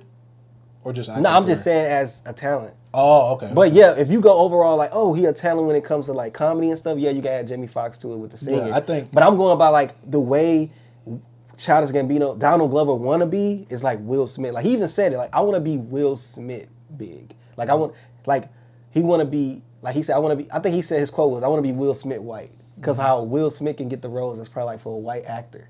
Like Will Smith get the independent role. Like he's the one that America loves and embrace, the black man that they love. You know what I'm saying? So that's what Gambino said, how he want people to look at him, like, as his career. That's why I mean in that way of like he closer to Will Smith, but not like all the stuff he do. Because Jamie Foxx, they do a lot. Yeah, but just I feel like there's only like 3 talents in music or at least urban culture that are like that, which is just Will Smith, Jamie Foxx, and Childish Gambino. I feel like there's only 3. I don't even really consider Drake like that. Tyler the Creator like that. He be directing his music videos. He be making clothes. He be rapping. Okay, so you talk. Okay, yeah. Okay, I see where you're going. I wouldn't really count them as that because I haven't seen him in a TV show besides Lord of Squad. He had Lord of Squad. Yeah, but he ain't done anything. But I think he could. He has been on another show too. I believe he can too. I'm just going based off of what they have done in terms of like actual movies. You know what I'm saying, or TV shows. I like to see Drake get more into his acting bag now and just see how he can be. I think so as well because I think the last thing I seen him in was either Ron Perlman or Ice Age. Or was it like? He was a little character. Wasn't he an Anchorman a little bit? That's what I'm saying. Ron, what's his name? We talking about Ron Perlman, right? I don't think it's Perlman. It's Ron something else. Ron Burgundy. Yeah, Ron Burgundy, the Anchorman. That's what I meant when he had the afro. But that was like such a small role. Kanye was in there too, right? Yeah, I think so. Kanye was there. But yeah, I feel like Drake is more of a rapper than he is an actor. Even though people want to put him like, oh, he's an actor, so-and-so. Drake is more of a rapper than anything. I'm like he's put out way more music than he Most Def was acting as a kid before he was rapping. Freaking Prodigy was into freaking acting, and I think he did ballet and all that. No, he didn't. I don't think he said he did ballet. I think he said dance class or something. Yeah, he did. I think I think he dispelled it because Jay-Z used it. He did. But I would say a lot of these people come from like art background. Look at Tupac. Tupac, actor and everything too. Tupac was an actor. I know. I'm looking at the camera because I got a beef with Tupac. How you got beef with Tupac? I don't know. I don't like Tupac music like that. Oh, his music, okay. No, I don't dislike. Even though people try to make the argument that Tupac and Drake are a flip of the same coin. Definitely not. Not even close. Nah, come on, B. He's an actor and he does music. And he's a fake gangster. He started acting tough later in his career. Nah. Like, one thing about Tupac, he was more a loyal guy. Like, I wouldn't say he was a fake gangster. I just think he was just loyal to the people he was around. You could look at it like, oh, bro, you hood hopping. But, like, bro, Tupac once jumped out of a car and freaking shot 2 off-duty cops. You don't think Drake would do that? B, you saw that he recently bought his car. Just Tupac, no. He didn't even buy that. That's not even a car. It's a fake car. It's a 2-door, it's 4-door. It's like with Tupac, bro, like his upbringing is totally different. Black Panther background, crackhead mom. Come on, bro. B, Drake has an American dad, Jewish mom. Hey, what he say? Boo-hoo. Sad story. Black American dad story. You remember me saying that? You was like, take care against me. Or was that nothing was the same? That was take care. Oh, okay, it was you did it wrong. Yeah, bro. See, look what you done. Nah, B, he was talking about the white people looking at his story, telling him boo. Sad story. Black American dad story. Come on, B, but you know that, He said, we say Mike never tried to rap like Pac. He said, my mom, I always say my mom gave the best advice. Bro didn't like his dad. He don't like his American dad. He wish he wasn't American. Oh, man. Let me you ever like you try to free the slaves, B? Drake has something against the Americans, bro. I think he said that, hey, what I tell you, B, they came over here, they work hard, they get big. I'm just saying. You come over here to imitate heritage, but you can't imitate this violence. I'm just saying, B, everything that Drake does, Childish Gambino can do it better. Oh, no. They 2 different lanes. It's stuff. I'm getting that from Twitter, guys. I'm getting that from Twitter. I think I saw that. And it's stuff that Drake do that Gambino can't do at all. And there's a reason why Gambino hasn't gotten as big as Drake doing that type of stuff. So it's like, but also there's stuff that Drake can't do that Gambino can. Yeah. So that's why that's the whole thing of us being freaking individuals, bro. Like, well, B, Gambino can do whatever Drake can do better. Nah, he could have made Passion Fruit better, B. I say Tory Lanez, because he be getting his bag. He'll flip up a Drake song. What he did, he took one Drake song and like kind of did his thing. When the Controller, He did one of them songs. He killed it. It was that remix. One Dance. One Dance. I think he won. Cause like, bro, it's some people who like, but I ain't saying he could. To me, Tory Lanez is closest to that lane, but there's so many people in hip hop. Oh man, but yeah, there's this. Yeah, I miss Tory Lanez. Oh, free Tory. But B, speaking of Drake, should Drake buy 1/3 ownership of Jay-Z's debut album, Reasonable Doubt? Man, Lupe has something to say about this. What did he say, bro? So if you guys do not know, Dame's, what's his name? The guy who used to be with Rockefeller. Oh, Dame Dash. Dame Dash said this issue's for sale 1/3. Only real inquiries only. And so Lupe Fiasco, he thought that he should tap in. So true. He added Drake under the post and said, "Well, at Champagne Poppy will keep it safe for generations to come." He's saying that he's a collector just like me, B. I'm just saying. This is a grill and influenced an innumerable amount of rappers. To see it peddle such a lack of grace genuinely hurts my feelings a little bit. But also on savage-ish, F it. Either donate it to a museum for safekeeping. What is he on his Killmonger-ish beat? Or seriously let Drake make an offer so he could put it in where it needs to be. Or just keep the ish, OG. You should be infinitely proud of this. Without it, there is no me as I am. And I'm sure other MCs will agree. Pray emoji. B, what do you think about this? Should Drake buy? I didn't even read that because I just think Lupe's a freaking troll, bro. He's a troll. I'm like, why are people talking about this? But B, you don't think that Lupe saying this because he has a hatred towards Kendrick and that he's just trying to become relevant and that Samurai didn't do anything well and that Kendrick can do whatever Lupe's doing but better and that's why Kendrick is bigger than not Lupe? Bro, people with their little think pieces is stupid, bro. And Lupe's having fun with it because Lupe is thriving by the energy that people giving him. That's why he's doing it. That's why he said it. That's why he tagged Drake. Like, come on, bro. He's trolling. You think Drake saw the app be in his mentions? Probably didn't. He saw it in the verified tab and said, Lupe added me. Let me go ahead and look at Probably this. Looked at it and laughed. Because Lupe's trolling, bro. He want to play, he know everybody on this side of like Kendrick on Twitter and stuff. He's going to play the opposite side, get a little pub. Mm-hmm. It ain't nothing Biggie, bro. I didn't even think about this. I didn't even read that. No Biggie beat? I didn't care. He was on Reasonable Doubt? He was. I just like, stroll. I don't know, bro. I just do not care. I just saw a lot of people talking about Lupe. Then Lupe be hating on Kendrick. I'm like, what are y'all talking about? I don't care. But didn't Lupe say that Drake was a better rapper than Kendrick? He did. And then he said it's because of numbers. Goat. And then it was hilarious that Lupe said that because people can be like, yo, bro, then Nicki Minaj is a better rapper than you. Goat. And he did that one on one because he's trolling. I go into his space, he just be trolling these people. Like, bro, he's a dick, bro, and he do it so smartly. So you telling me that Drake's lyrics were true, B? Master manipulator? You been on the speculator? For Lupe? No, Drake said that about Kendrick, but obviously Kendrick fans are the one that's doing all this. Oh, no. That's what I'm saying. Is Drake right? Master manipulator. You been on the speculating. Oh my god. Then who said it first? Because Kendrick kept saying calling him a master manipulator. Well, the way that Drake spun it, because you've been on the speculator, because he was speculating and all that. Yeah. I think it was Kendrick that said it first. Yeah, you a master manipulator. Yeah, but I mean, over this whole weekend, people have been mostly Kendrick fans. It seems. People hate when I say Kendrick fans, even though it's really Kendrick fans. People who, I guess, don't like Lupe or Kendrick fans have just been slamming Lupe this whole weekend. Saying things like, why Lupe don't like Kendrick? Because Kendrick is able to do his brand of music on a massive scale, which isn't easy to or not a lot of artists have an opportunity to do. Kendrick got the big break a lot of rappers wish they had. I don't think a lot of rappers wish that. Like, a lot of rappers wish that they could be lyrical and be massively successful. Because I don't think a lot of rappers nowadays are lyrical. So at that point, to me, I was just like, minute. Next. Yeah. Seems like people either didn't know or they forgot. Lupe is being, I'll let you fill in the blank.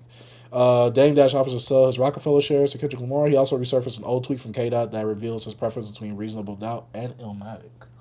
So they're talking about how Kendrick liked Reasonable Doubt over Illmatic. Mm-hmm. And, Lupe loves Illmatic. So to say something about Reasonable Doubt and offer Reasonable Doubt, which Kendrick believes is one of his favorite OG hip hop albums over Illmatic. Him adding Drake feels like a big troll move, which you've been saying. Which, B, you don't think people are just reading? Oh, look what community it's from. Kendrick Lamar. Yeah, people.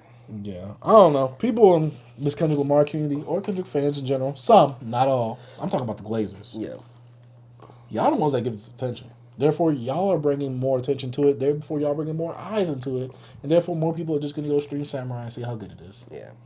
Even though I don't think Lupe really is trying to get to the level of Kendrick now. I think Lupe is in this experimental rap phase. Not experimental like a Childish Gambino with different sound, but more experimental in like different sounding rap albums compared to what he was doing before in the mainstream. I think he's just in that lane and he's just kind of comfortable in it. But also, he's like, I got some time. Let me troll. This is why I hate hip-hop Twitter. I hate hip-hop Twitter. I always hated it. Why, B? And I've been a part of it like for years, and I always hated these good niggas, bro. I don't even like saying this, but I hate y'all. It's a strong word. Like, I don't know. It's just, I hate when people try to get in a think piece bag. Like, stop it. Nobody cares. Oh, they're cloud chasing. That's I'm like, they trying to get some clicks. I'm like, I don't care. I'm just not built like that, B. I don't care. I'm like Jay-Z with this. Just because you're saying a lot of stuff don't mean that you don't. So, yeah, a lot of you people are just making all these thinking pieces, trying to slam Lupe, trying to discredit his career and things like that. Stop it. Get some help. Like, Lupe is the GOAT, Kendrick is the GOAT. Right, they both dope. But Kendrick is not a better rapper than Lupe. I'm sorry. B, why would you say something like that? He may not like us. Some dude Lupe said... can't do that. I know a guy said, Kendrick his favorite over Lupe. I was like, I gave him the thinking emoji, but... No. Yeah, we can. Yeah, we could allow. He liked it. Yeah, he said only why I let him have it because he said favorite. Yeah, that's a personal preference. Yeah, but if you said that Kendrick is better than Lupe, would you have gotten in on him? B? Pause. I'm like, how? I was gonna. You was gonna break it down, B? A little bit. No. You was gonna samurai him? Chop chop. Sling cling cling. But yeah, Kendrick fans, hop off meat, please. Hop off meat.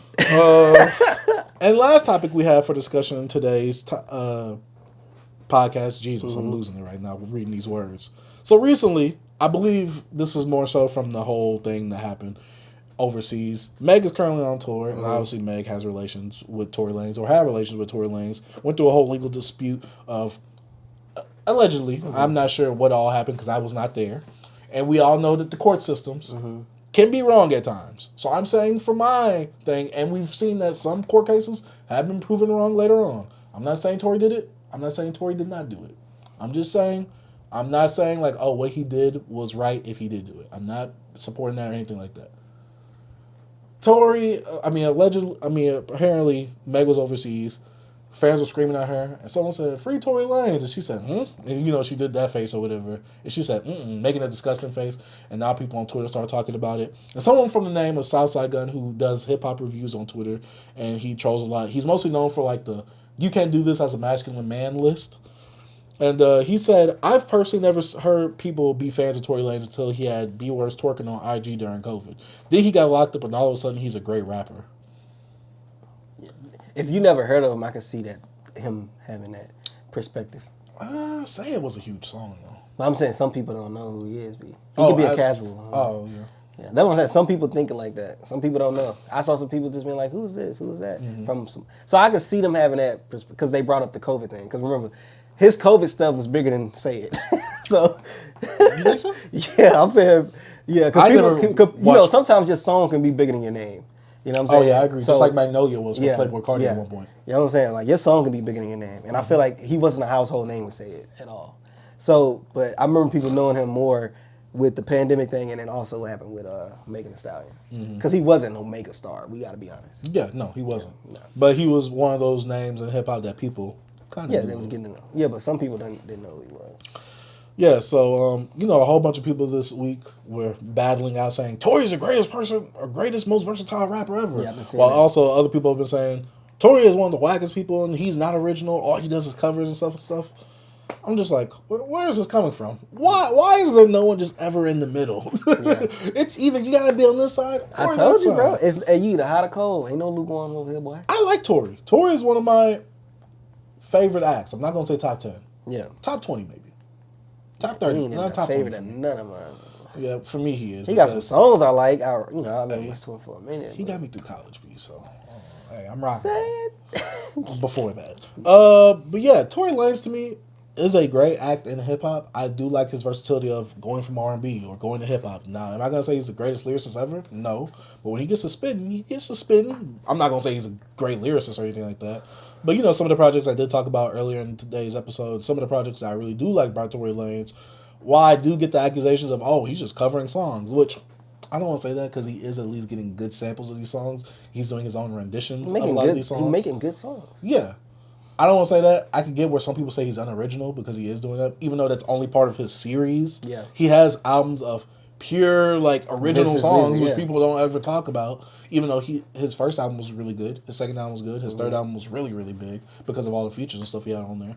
I just don't get the slander for Tory Lanez. Now, whether you like him because he did the Meg Thee Stallion thing or not, I'm not here for that talk. I'm here to talk about the actual artistry of Tory Lanez and just all the people just taking these sides, saying, like, oh, he's the most versatile rapper, he's better than Drake, or he's the worst thing ever, he's so unoriginal, the whoop, the whoop, the whoop. I don't think he's the most versatile rapper ever or anything like that. Cause I remember people. Who was I getting into it with about X? Somebody was saying that about X and Tasha Young. Was that a whole thing? I don't know if you ever knew. I don't know. I used to be on hip hop Twitter getting into it with mad people. Oh yeah, no, I don't know. Yeah, this was years ago. Oh, Yeah. I thought we talked about it on the whole pod. We might have, but I slept so many times since then. Yeah. But nah, man, he cool, bro. He rap, he sing. He can do a little Afrobeat stuff and stuff like that. Yeah, he versatile, but I don't want to say the greatest. You know, people throw out all type of words and terms on Twitter, bro, just to get clicks and likes and people that's interactions. You know, that's what it's about. You got to get interaction. Like, you don't want to say nothing to nobody, say nothing back. You don't want to talk to a wall. You want to get some people attention. And Tory cool, and I know y'all don't like him because of the whole freaking Meg thing. So people gonna have revisionist history and be like, oh my God, he was always whack. He never had nothing to say back. That. Revisionist history is so apparent. It just happens, bro. And it's just like, bro, can't you separate the dickhead from the music? Nah, you really can't. It's kind of hard, you know what I'm saying? But I mean, they did it with R. Kelly. That's different. That nigga paid Chocolate Factory. You made Same Girl. He made the next remix. Bro, he got some. Bro, R. Kelly got, man. Hey, be real, black people. If R. Kelly did what he did, and you had to cancel him, but you couldn't listen to his music anymore, what y'all doing? Be real. Y'all can't listen to his music no more. Yes, y'all know the song is not one of those, oh yeah, your memory gets wiped of it. No. You remember the songs. You like the songs. You just can't listen to them no more. What y'all doing? Y'all canceling them? Or y'all just letting them live? I don't know. I'm not saying let him out of jail. I'm not saying that. I'm saying if y'all really had to cancel him, would y'all stop listening to his music? Man. No. Nah. No. Yeah, people don't listen to his music as much as they used to. I'm saying like the people that has phones, because Spotify ain't show it. Like, because we're mostly the young people. We're not listening to his music like that because more people are like aware of like what's going on.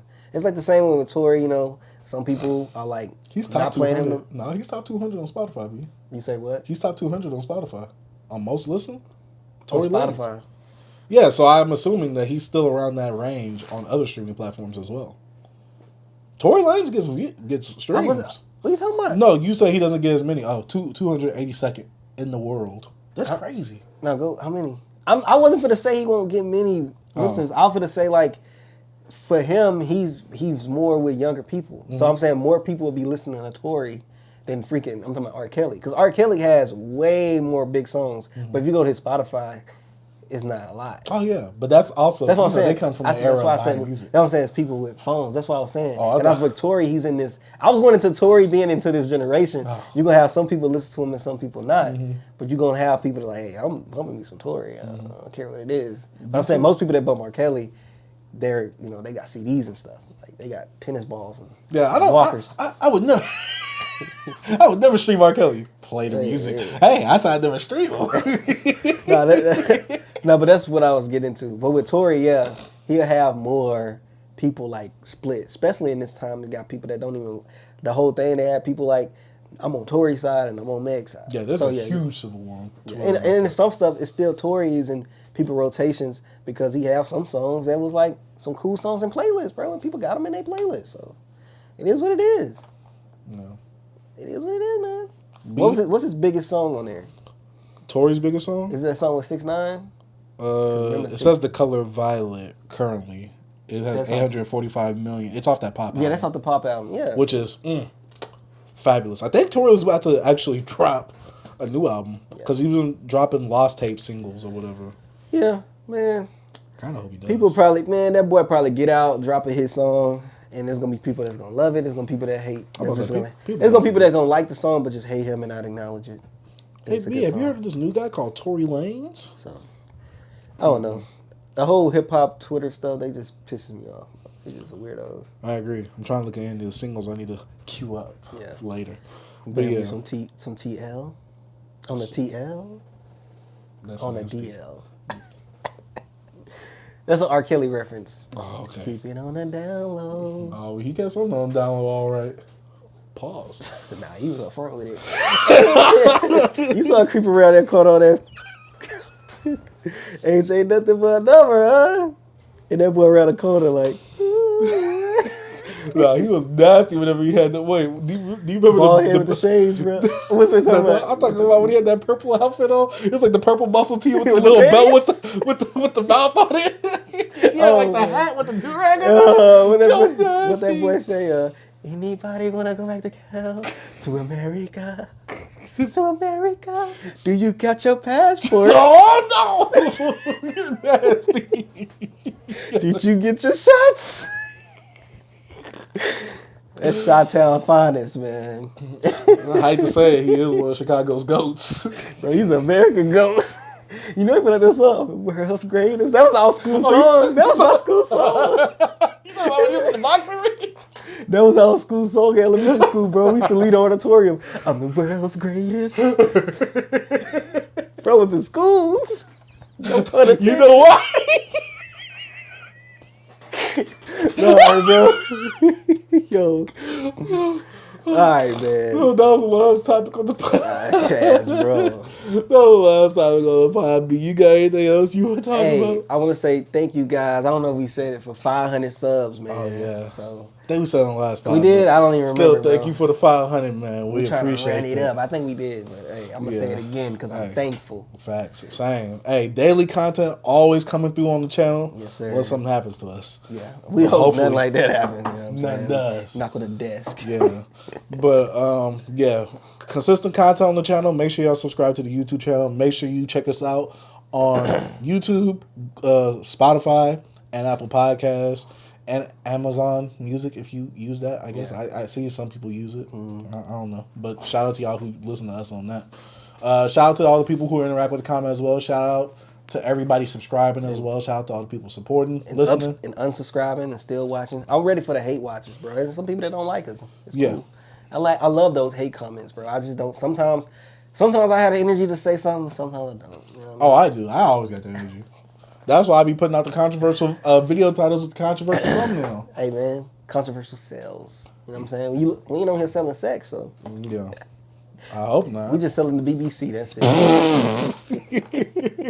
Hey, but that's about it. Like we said earlier, if you do have a project that you want us to check out and talk about on the channel, make sure you subscribe, like the videos, comment, and send us a link. Either it be on Twitter or Instagram, or you could ask us in the comments. Just don't send the link because YouTube will flag that comment. Yes, sir. And yeah, we'll check it out, man. Make sure it's good, because if it's not mixed well, I will say it on the podcast that it's not mixed well and I'm not talking about it. Yeah. So I'm going to be real with y'all on there. We give y'all good audio. You can at least give us good audio to listen to.